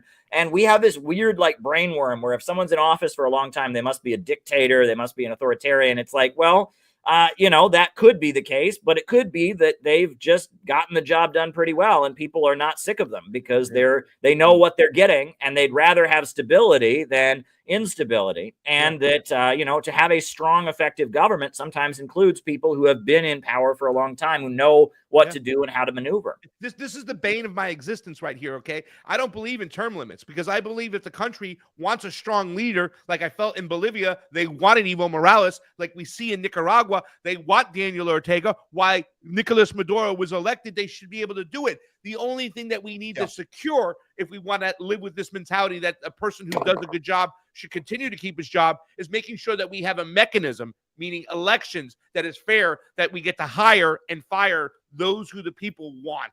And that's why I don't believe in term limits. I don't, because if somebody's doing a good job, however, if we have a mechanism, which is a true, fair, and free elections, that we can hire people who do a good job and we can fire those who do a bad job. Instead, in the United States, we have a mechanism that's so out of whack where we can't even fire people like Debbie Wasserman Schultz, Mitch McConnell, and Lindsey There's Graham. a deeper spiritual question behind this, that's lurking behind this, which is that in a lot of the countries throughout the global South that have broken out of the domination of globalism and imperialism, there's a little bit of a different attitude toward the president. He's like the father of the country, right? He's viewed as kind of like somebody who is like the father of the nation. And here in the West, it's like our politics is very much just like mudslinging and scandal and gossip and pornography. And they're all kind of competing to outdo each other and who can just be the, who can please the crowd the most. Whereas in a lot of the countries that have broken out of Western domination, it's almost the opposite. It's like the people want to do really well and work very hard to impress their leader, right? They want the leader to be proud of them and to and it's a very different mindset, right? It's very, very different, and that there's much more of a traditional thing. It used to be that we all wanted in the United States, the president of the United States to be somebody that all the kids would want to be like, to look up to, right? And that's just not the case anymore. No one is saying to their kids, go be like Joe Biden when you grow up. And no one, with all due respect to Trump, no one's saying to their kids, be just like Trump when you grow up. No one's saying that, right? And that our politics has become so much of kind of a commercial dog and pony show, mudslinging contest, popularity contest, that we've kind of lost some of these traditional ways of viewing things, that are kind of rooted in the traditional family structure and, religion and a lot of these social hierarchies and ways of doing things. And in the West, we've very much embraced this philosophy of liberalism that economically is right wing. And it says, you're on your own, buddy. No one's taking care of you. Just look out for yourself. And socially is liberal. It says you're your own person. You have no obligation to your country, no obligation to your community, to your family. Just live your life as you want. It's your own business. And we've become such an individualist society that we've kind of lost the bonds that hold human civilization together. A lot of these countries that are fighting Western imperialism, they're fighting that, right? They want to kind of hold on to the bonds that draw them together. And that's not traditionally left or right? It's got left socialist aspects, but it's also got economic or not economic, but social, traditional, conservative aspects to it as well. And they see the West as very unstable and unpredictable, as a place where people don't have security and they're not being taken care of. Wow. Great conversation. Matt, I know you're being consumed with trying and you're freezing up here and there and you're kind of coming in and out. It's like you're in the Matrix. We've always, no. Sorry about that, guys. Here, it's okay. It's okay. Can you hear me now? No, you're blurry as can be. Blurry as can be. Go take a shower and wash off the blurry. Go. Yeah, I'll do that. You got anything else for Caleb? I'll do that.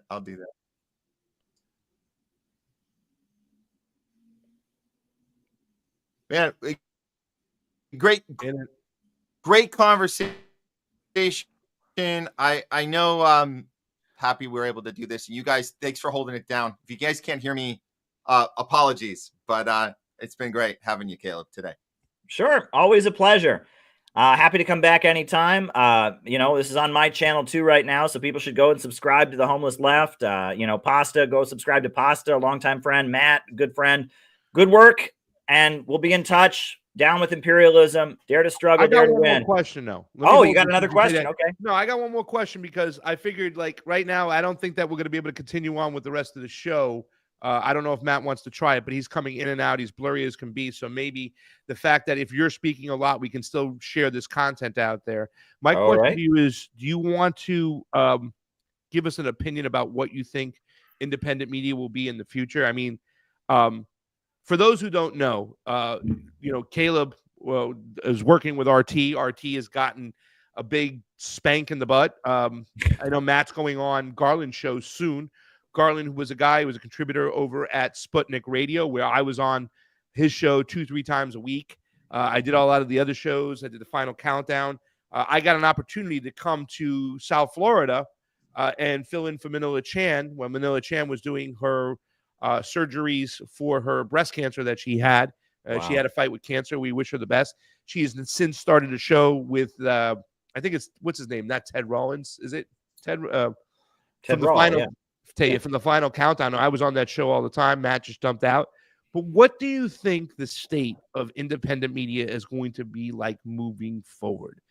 We're in a situation, obviously, with RT, they've been punished so hard. They've been demonetized, deplatformed. Merrick Garland announced sanctions, and in one fell swoop, Rebel TV, or is it Rebel Media? I don't know which one it is.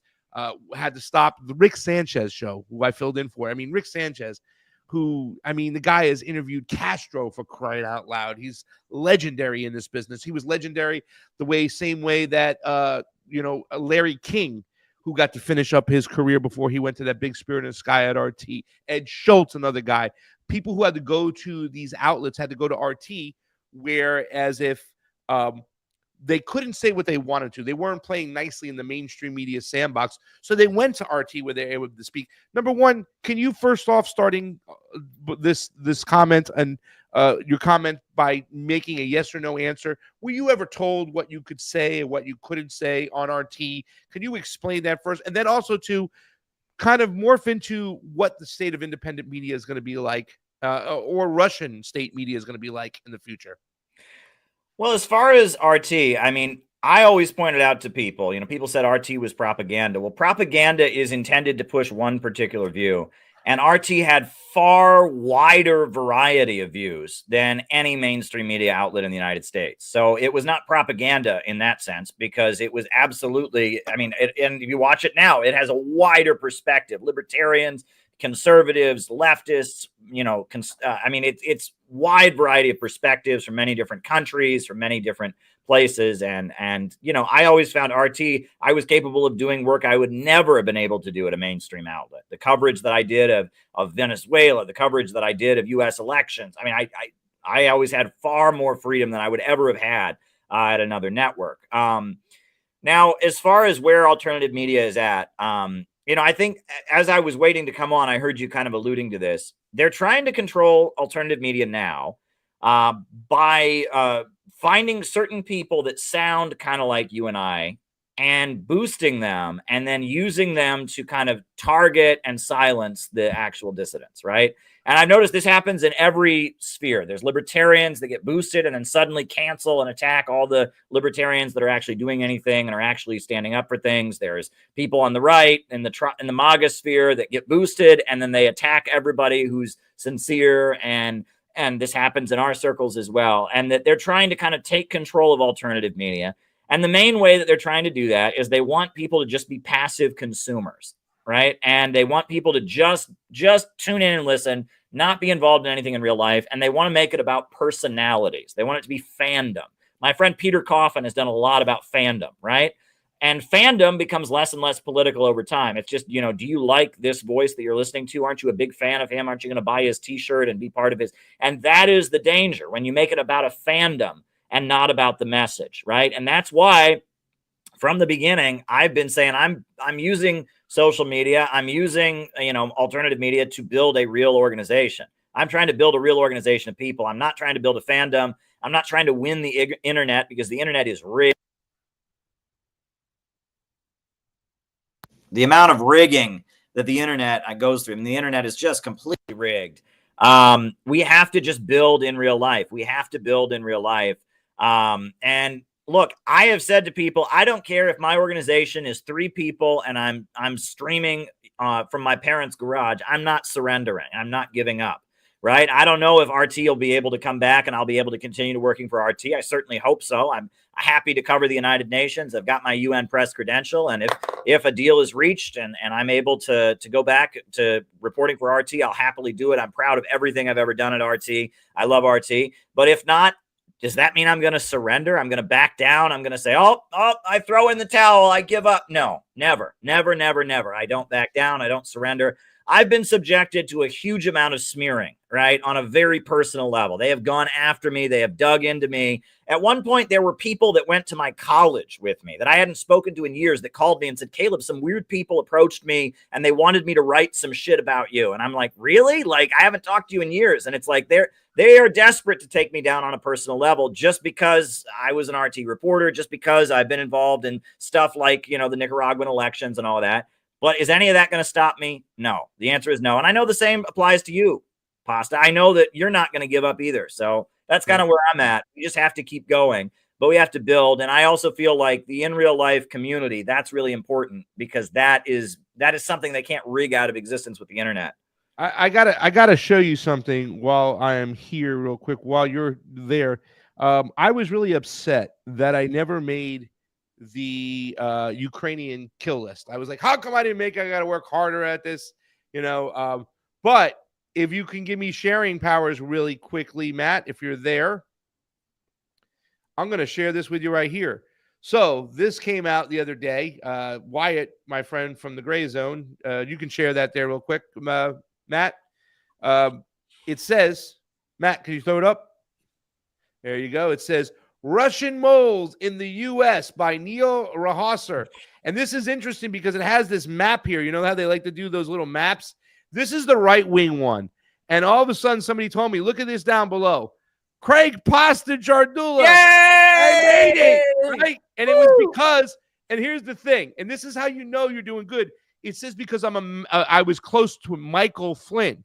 Well, Michael Flynn, along with Patrick Burns, who's also there, you can see him at the top part over there, they threw this thing called the American Project. And it was an election integrity event. And they had me on the solutions panel. And I knew a lot about elections, so they would have me there to talk about what the solutions were. So they got me. I've never really actually, I don't have a relationship. I'm the only leftist on this thing over here. And I'm really proud of it, right? Yeah. Scott Ritter's over there too as well. Then in our relationship to Rage Against the War Machine. But that's what they're trying to do. I have yet to go to Russia. I haven't gotten a paycheck from RT. I have done some work independently of them, right? But I've never really worked for the network. I've never met Vladimir Putin. I haven't talked to anybody. But yet they got me on this whole list over here because they're still trying to confuse people. And this McCarthyite type of mentality is still out there. Don't sell yourself short, Pasta. Don't sell yourself short. We know that you and Michael Flynn spend every weekend together at a cabin in the mountains, right? And you always bring Putin in over Zoom to give you your instructions about what to say. I mean, come on, don't sell yourself short, right? I mean, you gotta be proud of your connections. I'm just kidding, but it's like, yeah, I've seen these kind of maps, and I'm always on there and tied to somebody and all of that, and. Hey, I am really blown away. I met Tulsi Gabbard once at a reception, and I met her once. And then I wrote a book about Kamala Harris, and apparently I know her staff got their hands on it and read it, and maybe that had something to do with something. But this guy, Trevor Loudon at the Epoch Times, he has it in his mind that I am Tulsi Gabbard's secret controller. And I love it. Like, please bring it up. Yeah, that's right. I mean, she calls me every day to get advice about everything. Hey, bring it on, man. Like I said, he's writing a book, apparently. Yeah, he's writing a book. That I'm a leftist and I made that list. It makes me think that my work is very important, that some people are onto it and they're trying to diminish our work. CALEB MAUPIN, ladies and gentlemen, we love him. Go follow his channel. You should be watching it right now. Even though he's on a little bit of a hiatus with the sanctions that Merrick Garland issued, killed us all, right? Like, I was supposed to cover the election. I've been wanting to be, and not that I really compare myself to him, but I wanted to be the Steve Kornacki of RT for election night, and it looked like I had it. I was set to go out to do it with Rick Sanchez, Manila Chan. I think Scotty L. Hughes was going to get involved because she's out there too. She was out there. as well. And I was looking forward to wearing my shirt, rolling up my sleeves, and pointing to the board and explaining how elections work and be that guy. And I didn't get the chance because of United States sanctions. But once again, I'm going to wear it as a badge of honor. And you should too, CALEB Maupin. We love you. We appreciate you. And we look forward to speaking to you again soon, my man. All right. Fight, fight, fight. Never back down. Talk to you soon. We'll get in touch. We'll have when I get out to New York, and I'm gonna be on the radio next week, right? So there you go. Listen up. I'll let you know. I'll remind you when I'm coming on. I'm gonna be calling it drive time because it's during drive time, and we're gonna encourage those people to call in because we want to have more discussions. And I love the discussion today, man. You take care, brother. You too. Talk to you soon. All right, ladies and gentlemen, we're gonna take a quick break. We'll be right on back. We'll make a decision on what we're going to do moving forward. We're having some technical issues. That was CALEB Maupin. We talked about a lot of things. We talked about Huntergate, which was the whole partying of Hunter Biden. Was it legit? What was behind it? We talked about South and North Korea. We talked about the Ukraine situation. We talked about Belarus. We talked about Donald Trump. We talked about so many things. It was an awesome conversation. I can't wait to go back and watch it because sometimes I rewatch these things. I learn a lot. We thank you for hanging in there with us. We'll be right back after these messages. We'll see you in a second.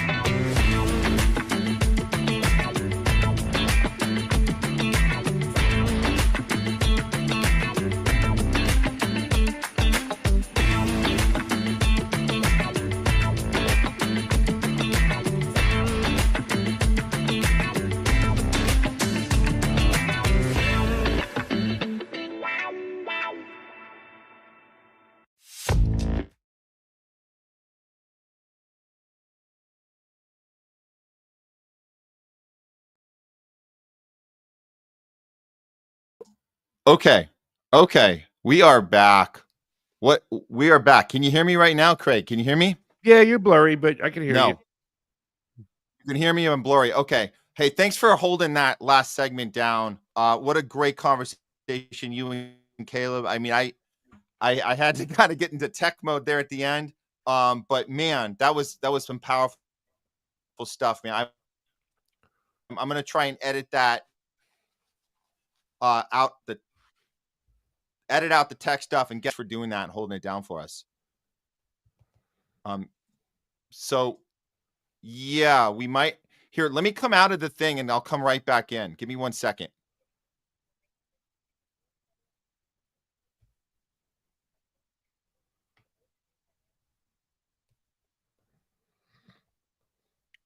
Okay.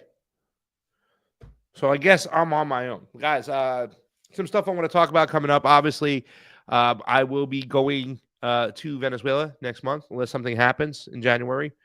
Here comes Matt Weinglass. He's coming back in. He is got the circle of death, the wheel of death. There he is. Am I better? Better. Am I better? You're better. Okay. I fixed StreamYard there for a minute. We'll try to do one more segment. If not, we can call it a day. It's all good. Go ahead, buddy.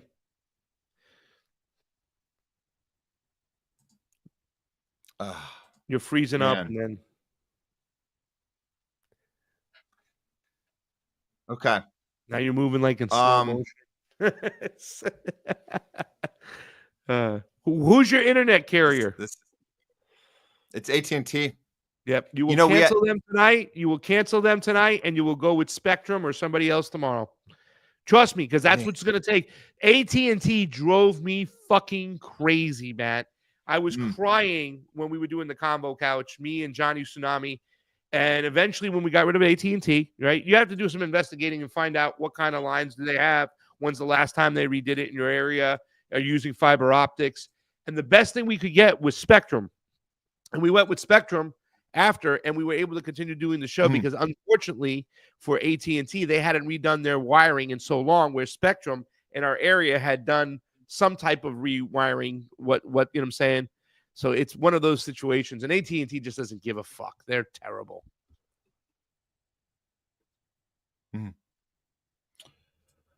Oh boy. Okay.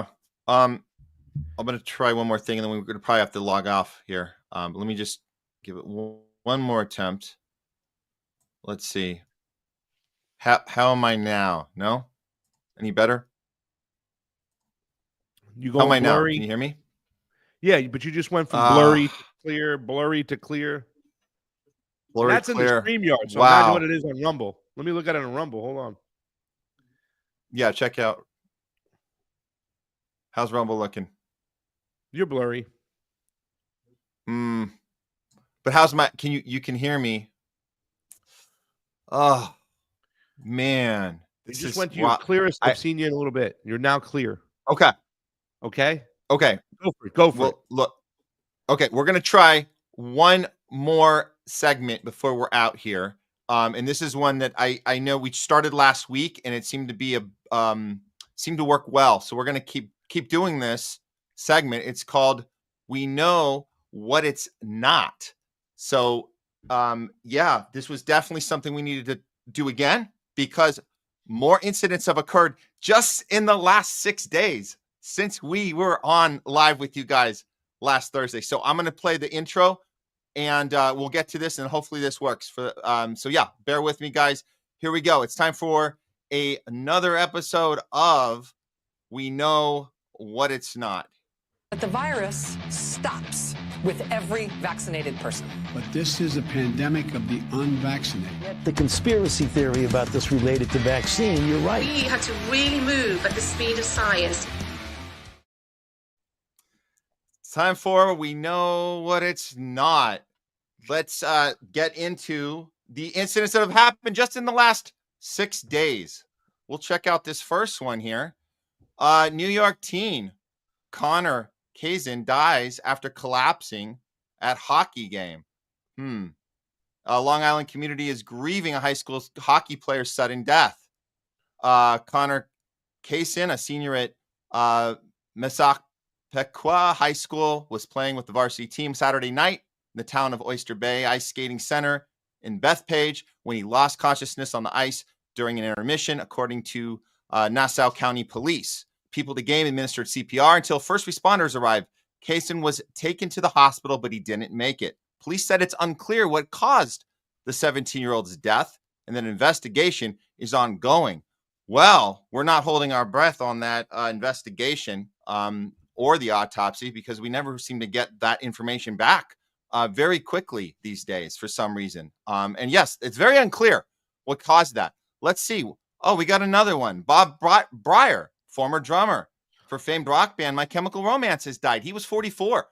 No cause of death or further information on Breyer's passing was immediately available. That's interesting. That's that they have no information either on what happened. Very, very interesting.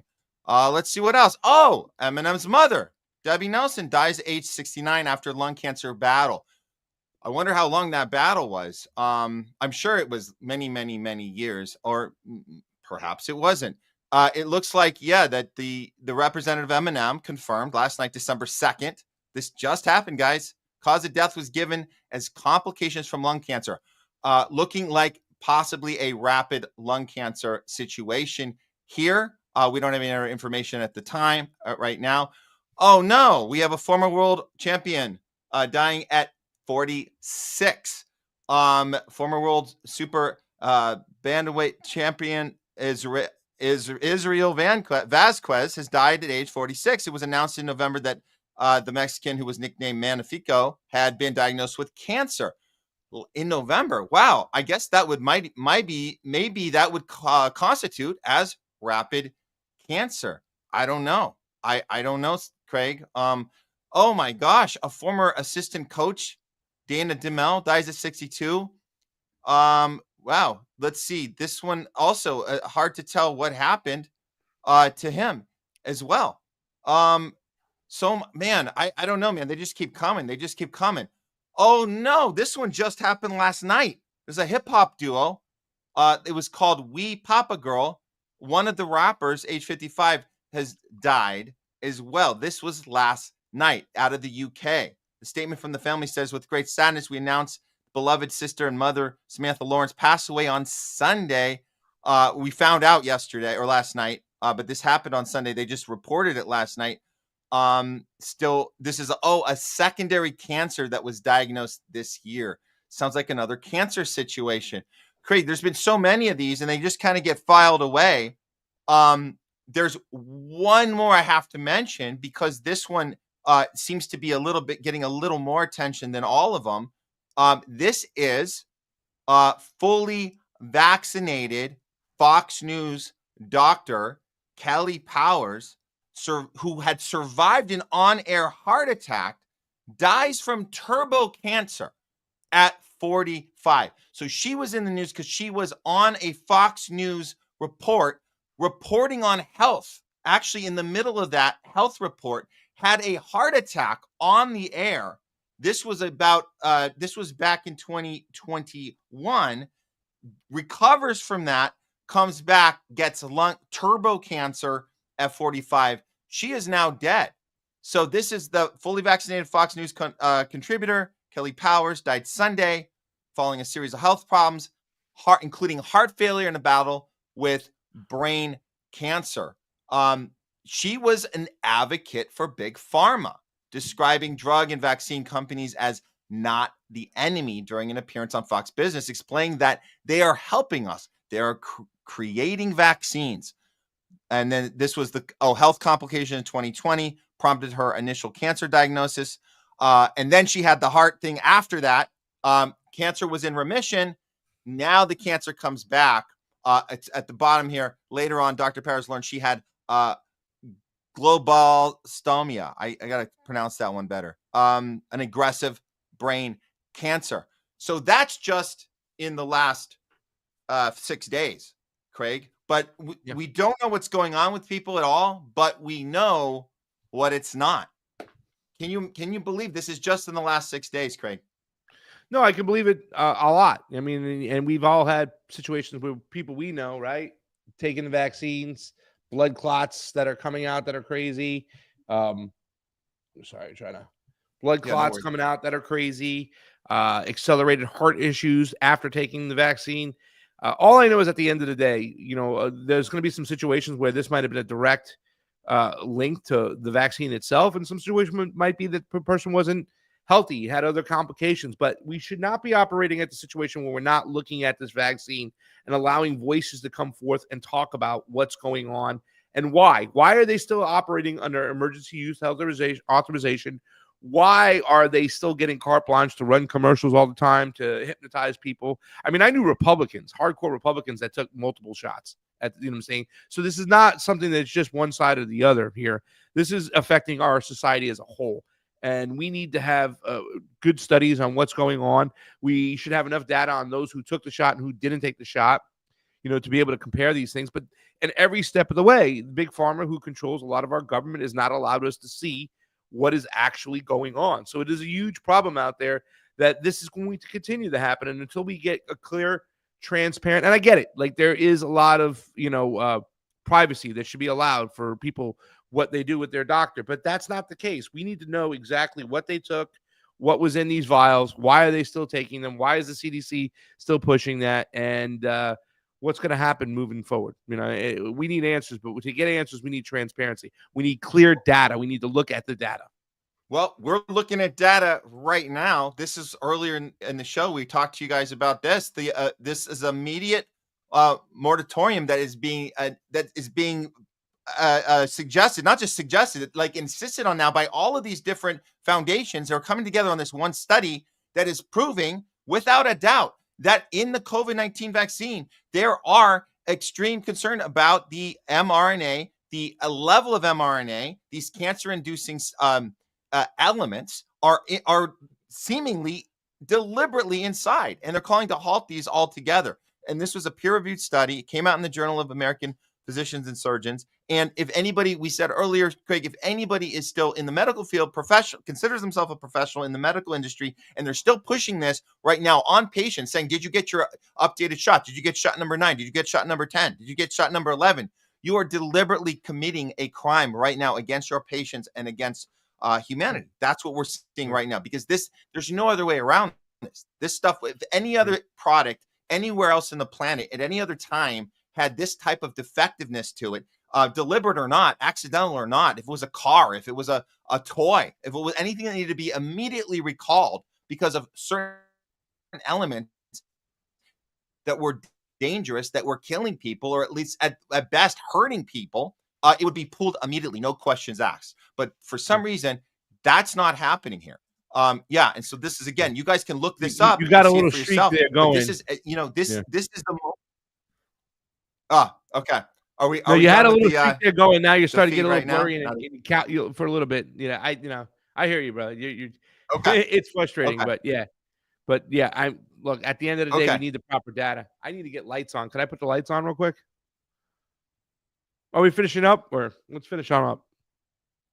Can you hear me? Okay.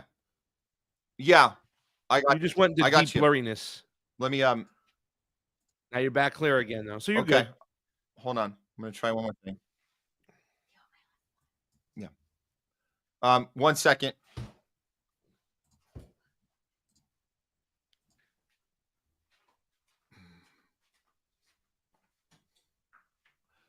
Okay. If you can hear me, Craig, come on back. I think we lost your. Oh, there you are. You got me? Yep. Oh, am I clear now?